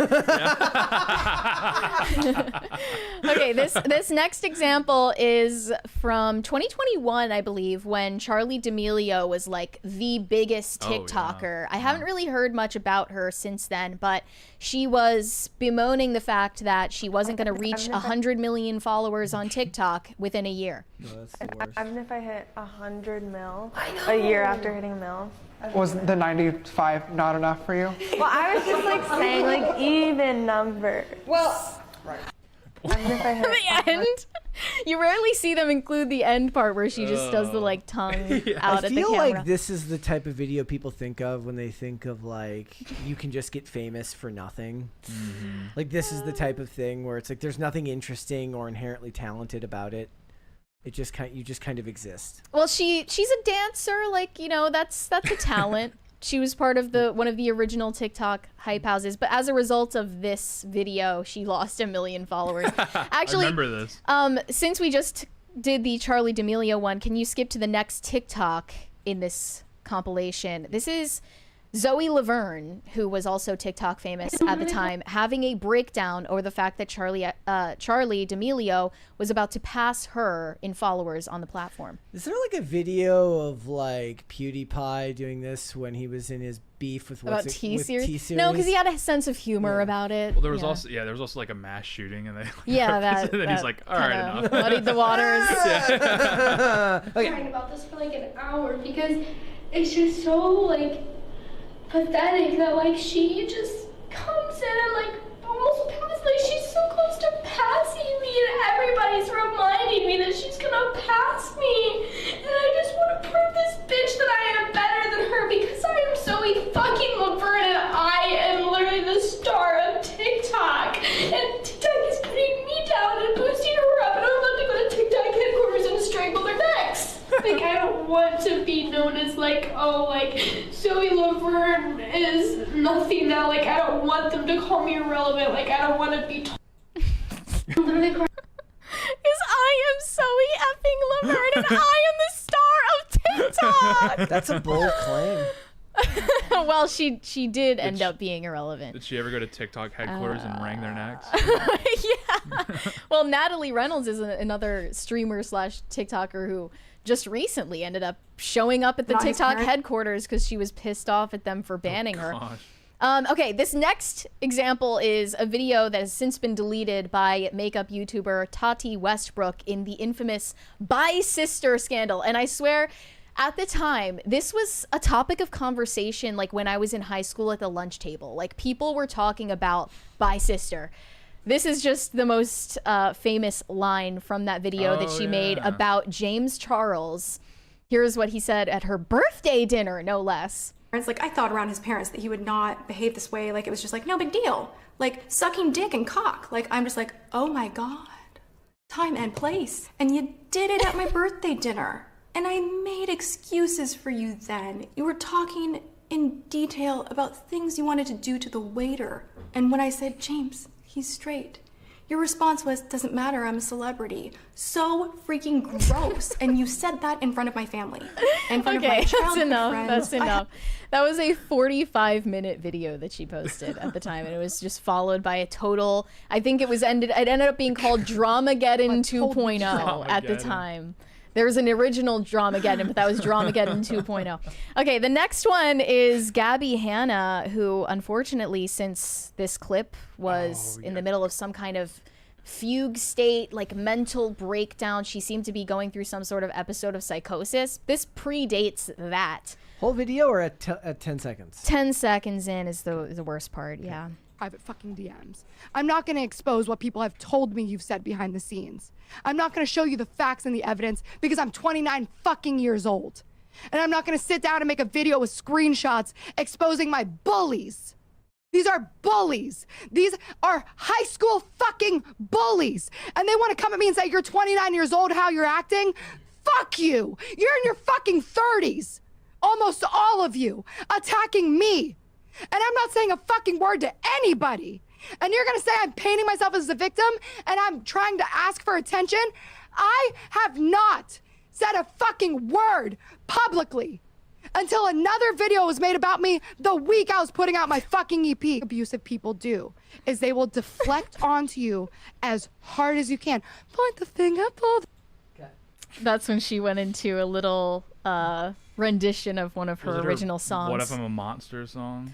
Yeah, her peaked most mic. famous song that she performed on Genius at the time was called Monster. Awesome. She blew out everybody's speakers. What if I'm the monster? No idea whatever happened to her, but I think she ended up experiencing religious mania and talking about converting to Christianity. The last time I checked. No idea what the context was for that, but I should be embarrassed that I know the context of all the other examples. This is just the stuff I grew up on.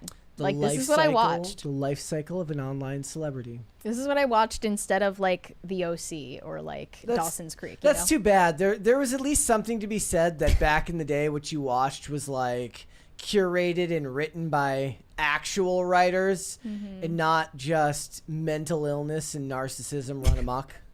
Well, last week we did call for influencers to be shamed, and I am making good on that promise. We are shaming influencers at every opportunity. I do always wonder sometimes, like every so often you'll log into X and somebody's just absolutely crashing out.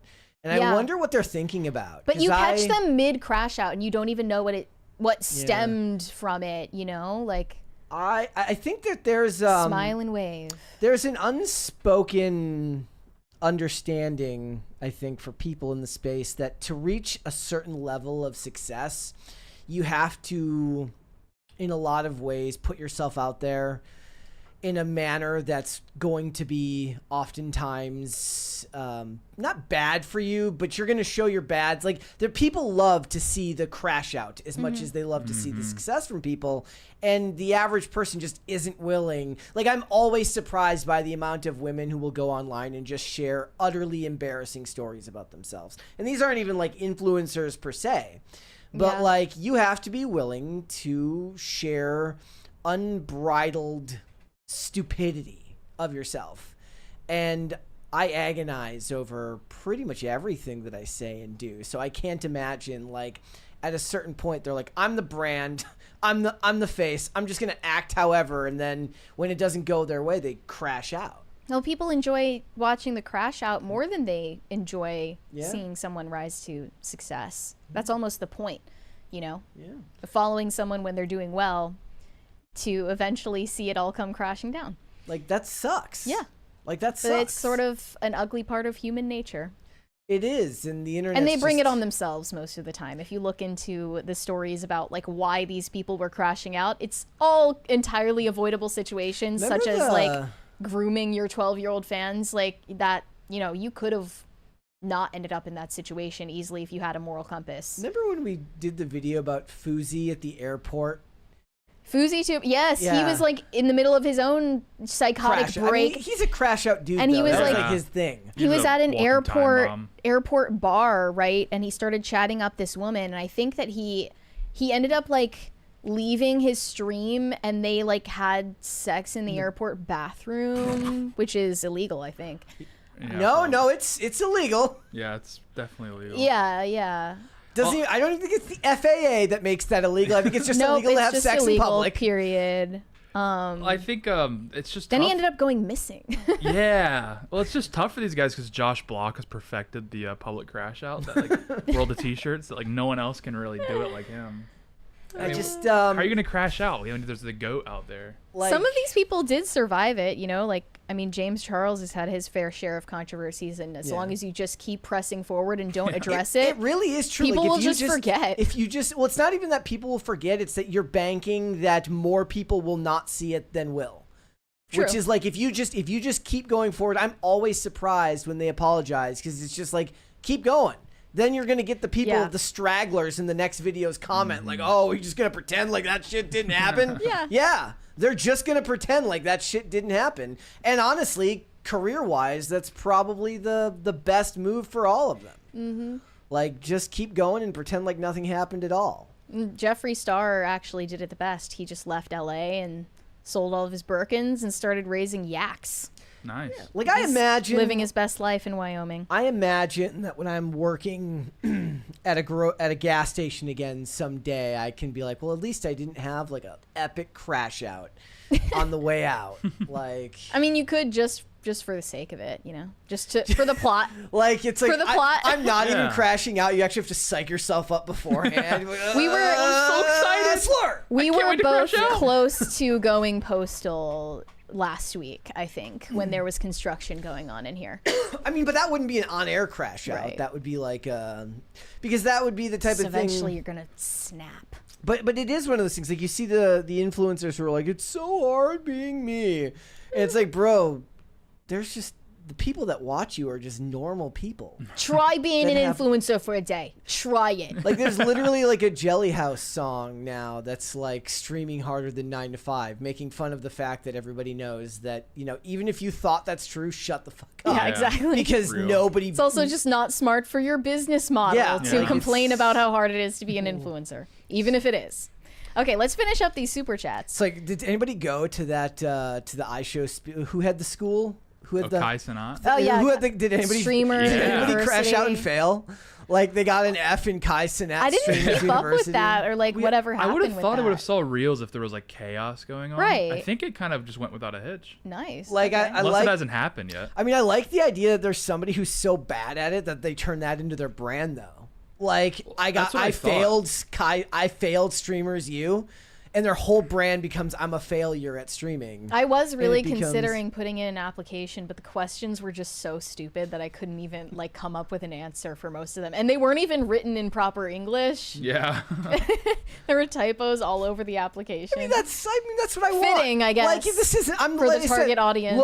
Look, we're talking about how the fall of the Ivory Tower and the NPR podcast. Well, if I'm going to Streamers University, if I'm going to the Kai Cenat School of Streaming, I don't want it to be perfectly legible. Yeah. Right. Okay, I don't want that of any streamer. I He's want it to- offering something different. Yeah. you Yeah, know? it's a different pathway. Okay. Let's go to Super Chats. Dingus Khan of Mongolia said, who was it that was talking about the eye implants you can put in to film exactly what you see throughout your life? On this show? I don't know, but otherwise it sounds like the Wi-Fi connected contacts. In the chat, Andy Panda says Brett rage quits in a state with open carry. It's like, no, you've just never been here when I'm doing the Photoshop for the thumbnails and Mary's like, you have to capitalize the I and is. I'm like, that's it. That's like really what this is the last is gonna Michael send Richards you level crash to your out. grave. Yeah. It's like you have to capitalize is like, oh, there's, Like every time- there's an extra space there. Every time what am I supposed to do? Not say anything? No, that's Every time I the show you a problem. typo, it like shaves 10 minutes off of your It life. does. It does. It's like- He has like a crisis. I'm like, look, like the reason I like YouTube is because my favorite YouTubers don't even bother to spell correct, Yeah. and they don't put like Mary's like, well, we've gotten away from quotations unless it's for like a single quote, but like movies, we're not putting them in single quotes anymore. You just capitalize all the letters Right. for that. Nobody's putting it in That's caps the new anymore. Well, like meta. every once in a while, like, Tim will misspell a word in the title. He just leaves it. Yeah, I have to check everything and re-upload to Rumble and stuff. So I'm sitting there like, do I fix that or is this like an artiste moment? Like, No, what if- he if likes I to correct leave it because this, he's like then everybody comments that it's spelled wrong. yeah. So Yeah. I'm just like, It's like taping a banana to the wall. Like Yeah. that's really provocative. misspelling Obama. Cool Video 101 said, these smart glasses remind me of the iPhone from Futurama. Love you guys. Keep up the great work. I don't remember that from Futurama. I feel like I watched the whole series at one point. I just don't remember any of it. No Control said, MGK is on the heroin addict diet. Yeah, with the exception of the heroin, I guess. Look, my experience with such a thing is limited, but I never understood how does that end up being thin. Like I understand how you end up thin with like the meth and the Right. cocaine. And Oh, the heroin, uppers. you mean? But like I guess it's just you crash out after using and you don't eat. But that was never my experience with opiates. You're like, you feel cheated because you didn't. I never got heroin. Yeah, Skinny. You didn't not find fair. like There was no heroin shit Ozempic, for me. the prequel. But I didn't smoke cigarettes. Maybe that's why. Adam okay. said, how you guys like your eggs, sunny side over easy or scrambled? JW, hello. I don't know what the last part means. Scrambled for me. What about you, Tate? Sunny side up Same. Yeah, every time. every time. Morgan Xavier said, Brett, you spoke so highly of the Nevers that I had to watch it, but the last half is not available anywhere. Total bummer because it was so good. The Whispers, do you mean? It says the Nevers. I don't know. I don't, Maybe they made a typo. I'm not sure. I don't know. I'll have to look into that. Shane H. Wilder There was a show called The said- Whispers that I think only one season was online. If you're talking about something else, let me know. The I might be Nevers. misremembering. Shane H. Wilder said, Mary admits it. She is a puritanical time-traveling ghost from the 90s. Actually, that's kind of based. I am representing, like, 90s religious right, for real, but minus the Warhawk stuff. Just the puritanical She's stuff. like, and you could talk me into that with enough. I mean, if we had to make a trade-off, like, maybe I'd be okay with that, you know, as long as our culture still rejects witchcraft and promiscuity. Okay, there is a show called The Nevers. I've never seen it. And you never mentioned it. No, I don't think so. Unless I misspoke about something, but this doesn't look like a show that I've ever seen, and it doesn't look like it's up my alley. But it's was this that one that goes? So this was the Joss Whedon one. So no, all I know about this show, if I remember correctly, this is like purely off back of my brain, pulling it out of the attic. This was the last show that Joss Whedon created before he got, canceled. And then like they did one season and they're like, creator is radioactive. We just got to call it quits. Okay. So No Control said, same people freaking out about defunding Planned Parenthood, now screaming about eugenics. Yeah, ironic, isn't it? Wyatt Kaldenberg said, so Taylor Swift's forthcoming LP, Germany Will Rise Again, will really upset the snowflakes. I still love the meme of like pairing Taylor Swift images with Hitler quotes. Yeah. No context. That's good. Adam said, yeah, I prefer the Sweeney ad over some woke ad. I think you and most people. So is the Sydney Sweeney ad being played anywhere besides the internets? Are they putting it on the televisions? Is it? I don't watch cable. So. Does anyone do that anymore? I mean, I see. The only time I see ads is if I choose to watch something on like the Roku channel, which is like there's some. Yeah. Well, there's a lot of shows that I loved that only got like one season that no like streamer is gonna pay for to put without ads, so it's always only available on like Tubi and Roku channel. The part of the ad where she says like, and I won't tell you that these jeans make your butt look amazing, and then they pan to it and I'm like, those don't actually make your butt look amazing. Like, they're formless.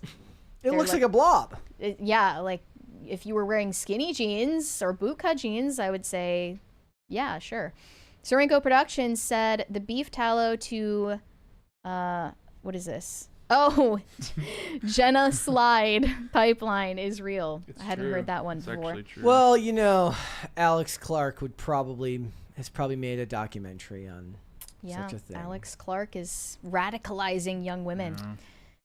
Adam said, I feel proud of Gen Z waiting for marriage. Yeah, I don't think that's what they're doing. I mean, they can't get married. We're in late stage capitalism. Yeah. That would be nice if that were true, but it's not the reason why they're not having sex. I mean, that's why I'm getting married, because late stage capitalism. We gotta shore things up. Unpacking generational trauma. And I'm unpacking generational trauma. Dad, why are you drinking again? Late stage capitalism. Beef tallow. Yeah. Wait, well, you're drinking again? Well, there's no late stage capitalism anymore. Trump's in. I went out looking for a burger made with like seed oils, and it was nothing but beef tallow. Shane H. Wilder said, hoes aren't promiscuous. Somebody inform Ludacris. Nice reference. That was a good song. Yeah, that's good. Pop Culture Junkie said, smart people learn from their mistakes. Brilliant people learn from other people's mistakes. It's true. I just don't learn. Adam said, no, Brett, y'all's retirement will be in the Gongo. Maybe. I mean, if we can like renovate the Gongo in time, I would like to be like a luxury resort or something. I would like to buy land like there. Trump's Gaza plan. Yeah, exactly. Yeah. We'll just level the whole place. What were they calling it? What were they calling they had like a funny name for it. Oh yeah, they did. Yeah, it was like, it wasn't Maragaza. It was, wasn't it? It was. I think it was Maragaza. Trump. Maragazo. Like, this is the thing. Nothing is serious. Like, you're telling me I have to have a serious conversation about politics and then talk about Maragaza? Yeah. Like, I'm not doing that. You can't make me. The Riviera of the Middle East. That's what people were saying. Amazing. Shane H. Wilder said, hey, I'm influencing here. Hey. It's marketing.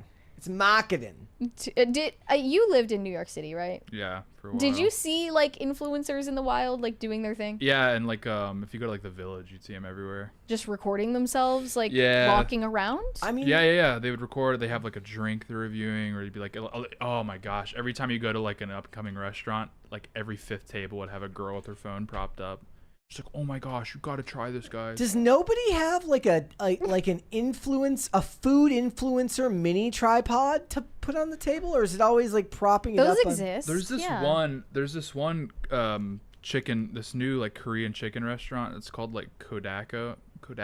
It's like seed oil free, like a lot of like right-wing esoteric people like go there. The alt-right pipeline. And I've seen a few people go there and they try to prop their phones to film, and waiters will come over and like snap at them. Oh, nice. Yeah.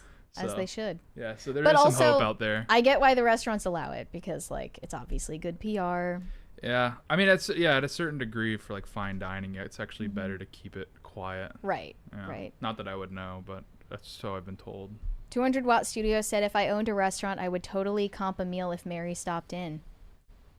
It's one of my dreams, by the way, to own a restaurant one day, a North Korean barbecue restaurant. That's right. I really want this to happen for me. I really just want my own sandwich. Like, you go to a place and it's like, oh, I'll have the It's named the Tate. Yeah, that's like my dream. What would it be? It would be... Do you have a plan yet? No, you just wanted it to be named after you. Yeah, I don't care there's what nothing it in is. particular. Yeah. It could literally be whatever. 200 Watt Studio said, ladies love their eggs scrambled. I don't know if that's supposed to be like an innuendo or something. I think he's purely talking about breakfast. Pop Culture Junkie said second season of The Nevers was shot, never aired. Well, Brett says he has no idea what you're talking about. I did, however, start rewatching Agents of S.H.I.E.L.D., and I forgot that Joss Whedon has a brother named Jed. Jed Whedon. I wonder if he's still working. Did he, like, escape the nuclear blast that was Joss Whedon's awful personality? And then that all got dragged back up after Michelle Trachtenberg died because he had his issue. They had their issues. He was not allowed alone in a room with her because he was so mean to her, apparently. Jed or Joss? Joss. Wouldn't you rather be the more famous jerk brother instead of the irrelevant nice one? Yeah, probably. I mean, everybody's going to remember Joss Whedon because of Avengers and Buffy. So he's got a claim to fame. And to be fair, I like a lot of the stuff that he made. I just, people just don't like him. DCNC said, "Oi, Mary, what do you got against a McChicken?" I don't have anything against the McChicken. I made a video on Instagram recently where I quoted a misattributed quote from Adriana Lima saying, it's nice that men, are attracted to me, but I also remember they'd have sex with a McChicken, so I don't let it get to my head. I tried a McChicken for the first time last year at some point.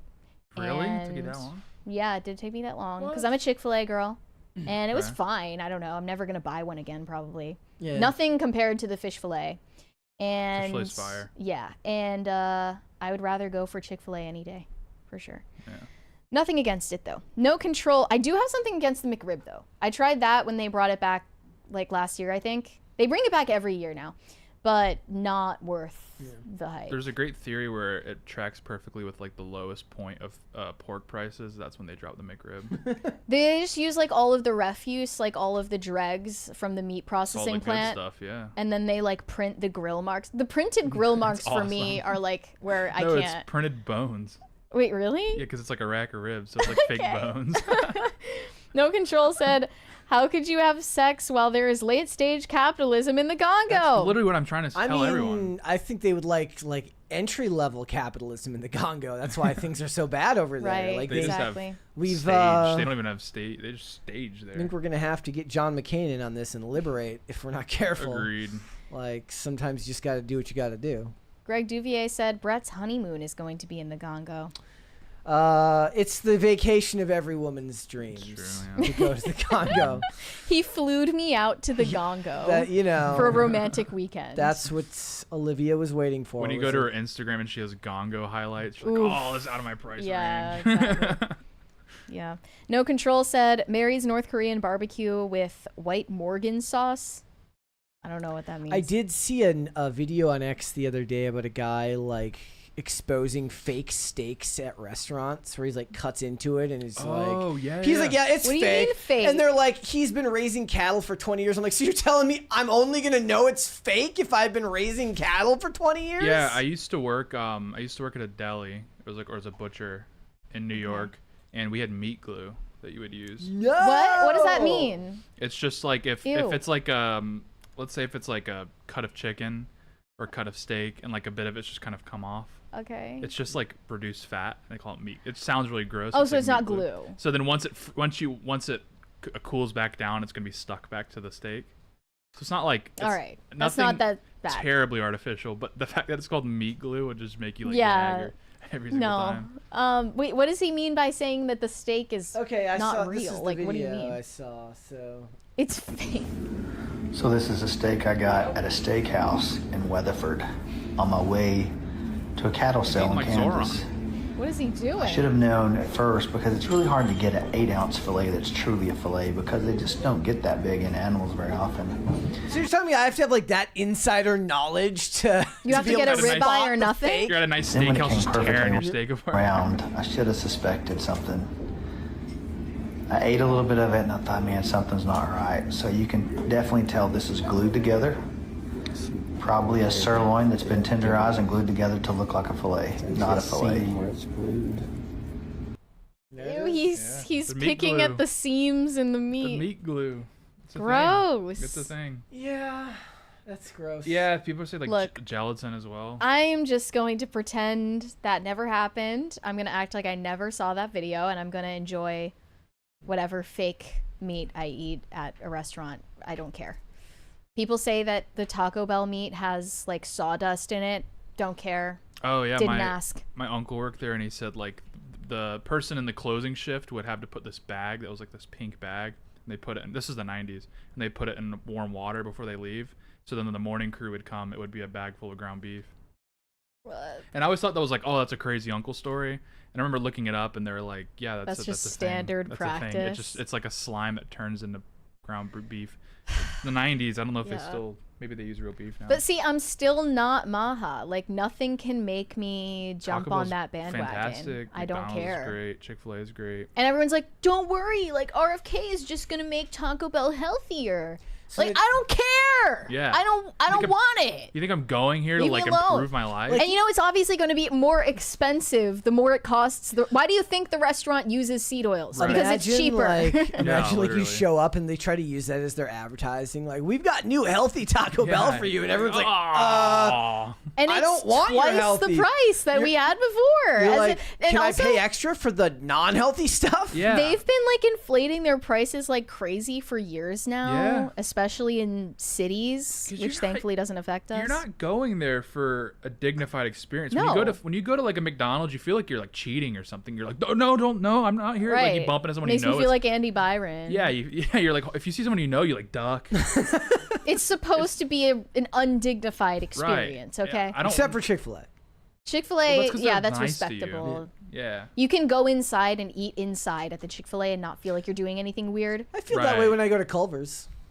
Yeah, I guess. I've never Culver's even is seen a Culver's in dignified, real yeah. life. I like Culver's. They have like rooms. Yeah. Yeah, because they have like a whole room just for the drink. But if you like ate inside the Taco Bell, like you'd probably feel embarrassed, right? Yeah. Like I me would and- feel embarrassed. Me and Olivia went into the Taco Bell KFC, and it was one of the most depressing Yeah. experiences I've ever had in my entire life. They should have social workers in there. Like, now that I think about it, I think I got the Gen Z stare from a millennial who's just like, you know. Oh yeah, it's like kind of getting wrongly pinned on just Gen Z workers. Like I've had workers of all generations. Well, I think if they were more. do that I mean, to let's me, be yeah. real here. They were like shocked that somebody went into the location. Yeah. They're like, excuse Who did you-" does that? They're like, Yeah. did you get a flat tire or Are you something? from corporate? Well, when boomers do it, it's called the lead paint stare. They have like permanent Yeah, someone brain walks in- damage from eating paint chips as That's children. true. I will Someone say- walks into there and they just start pulling money out of the register. They just assume they're getting robbed. Like, why else would anyone come in here? Terrence Rice said, I did a DNA test and found out I'm 14% Congolese. Not Congolese. Congolese, amongst other things. Sips from the Gongo mug are even more hilarious now. Can you do a conga line in the Gongo as somebody with Congolese ancestry? What's I want to know what a Gongo line is. Yeah, what is a Congo? Must be something really terrifying. Yeah. It's like Red Rover on steroids. Shane H. Wilder said, I mean, kids would get brutalized in "Oh that yeah, game. I hated Red Rover because I was a small kid. and Everyone's like everybody looking at targeted Mary's me. tiny arms. They're like, she's gonna suffer, bro. And I hated dodgeball too. I was a little bitch. Shane H. Wilder said, since you guys were no help on the food side, Olivia gave me some recommendations. So LOL also might be late to the stream tomorrow, going to noon mass at the National Shrine. I'm here. I got to. The National Shrine is great. Love it. It's so beautiful. You can just walk around there for hours. And Where is it? You won't see all of it. In DC. Yeah. They have this really cool mural. Not a mural. I guess it's like a...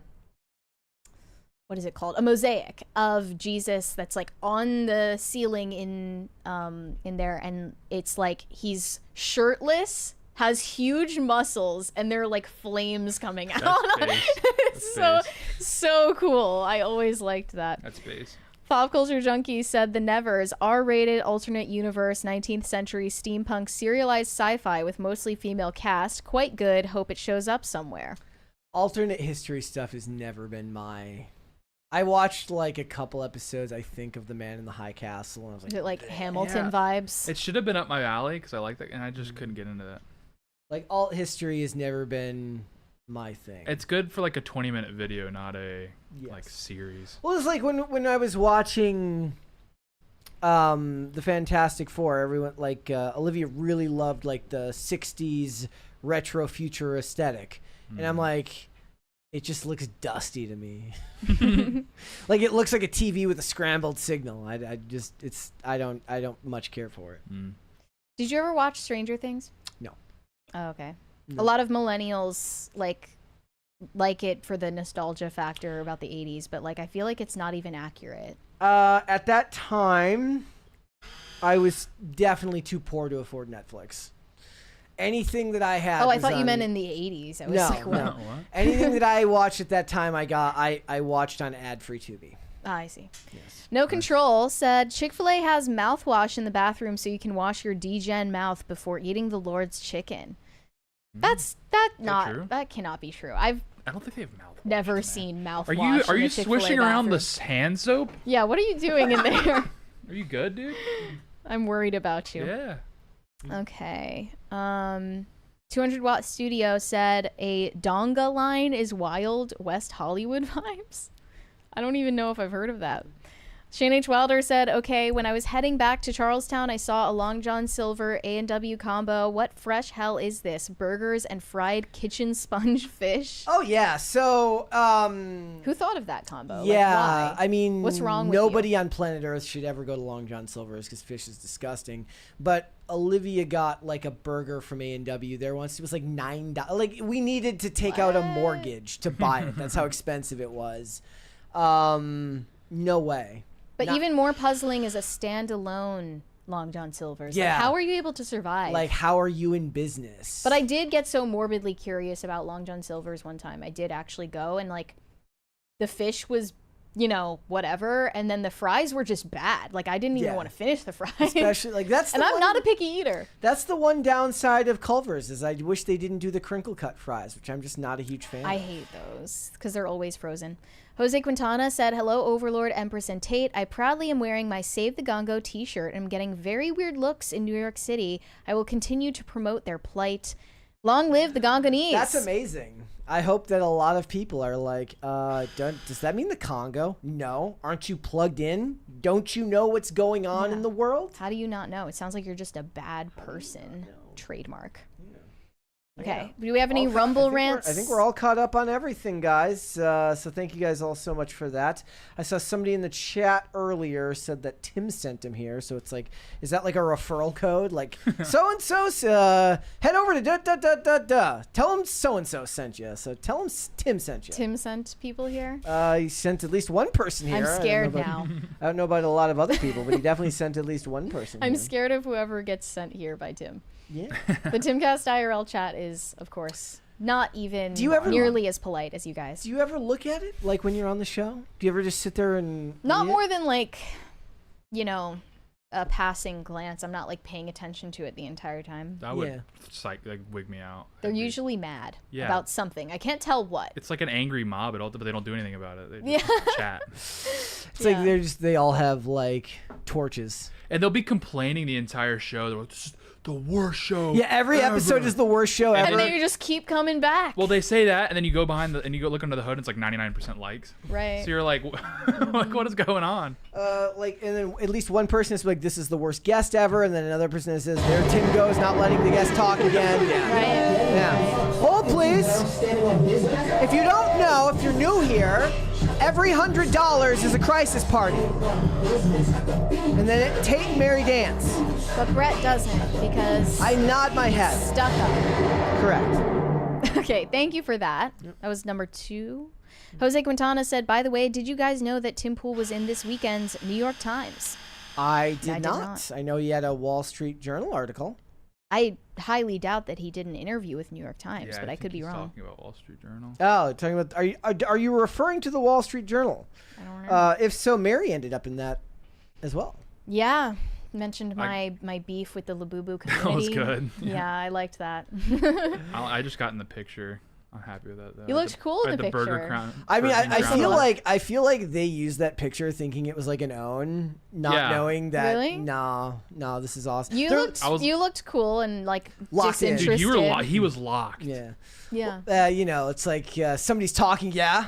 Yeah, because I think they were trying to make it look intimidating. Well, you know what I was doing? I was like, what would Ian look like if Ian was listening to someone talk Wait, right so now? you saw the photographer like taking pictures, and you had to like I had to lock in.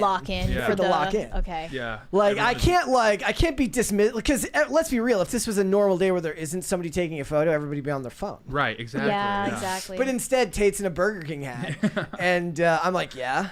Oh wow, that's interesting. Shout out Alex. Usually we are all ignoring Tim. Everyone's ignoring everybody. Everybody's kind of in their own world before the show. Yeah, you're like pre-gaming. You're like, you got like music going. Yeah, I'm usually listening, like getting in the zone. Like it's a playoff game. Yeah, there was doing jumping jacks. Yeah, stretching. So it's a long day. I'm still muscling up because we're back in like I used to be on Fridays when there's no post show. Now you got to be there another hour afterwards, and that's a whole nother thing. That's how it goes. It's just a long day on Wednesdays. Yeah. So, all right, guys, before we go, hit the like button on this video and subscribe to the channel if you're new here and you have not subscribed here yet already. Please and thank you. Tate, where can they find you? Yeah, follow me on Twitter or X and Instagram at RealTateBrown. There you go. You guys can send me validation on Instagram at Mary Archived, or you can send me hate on X. That is also Mary Archived. And help me get TikTok famous. That is also Mary Archived. All right. If you guys want to follow me, I am on Instagram and X at Brett Dasovic on both of those platforms. This show is here 5 days a week, Monday through Friday, 3 p.m. Eastern Standard Time, which is, of course, noon Pacific. We are on Amazon Music, Apple Podcasts, Pandora, and Spotify. If you'd like to listen rather than watch the show, you can also rate and review on Apple Podcasts and on Spotify, which also helps the channel out a lot. So thank you so much for that. If you want to follow us on social media, we are on Twix at popculture_show, Facebook at popculturecrisis, Instagram at popculturecrisisPod. Guys, we'll be back with another episode tomorrow. We'll see you then. Bye. Bye, everybody.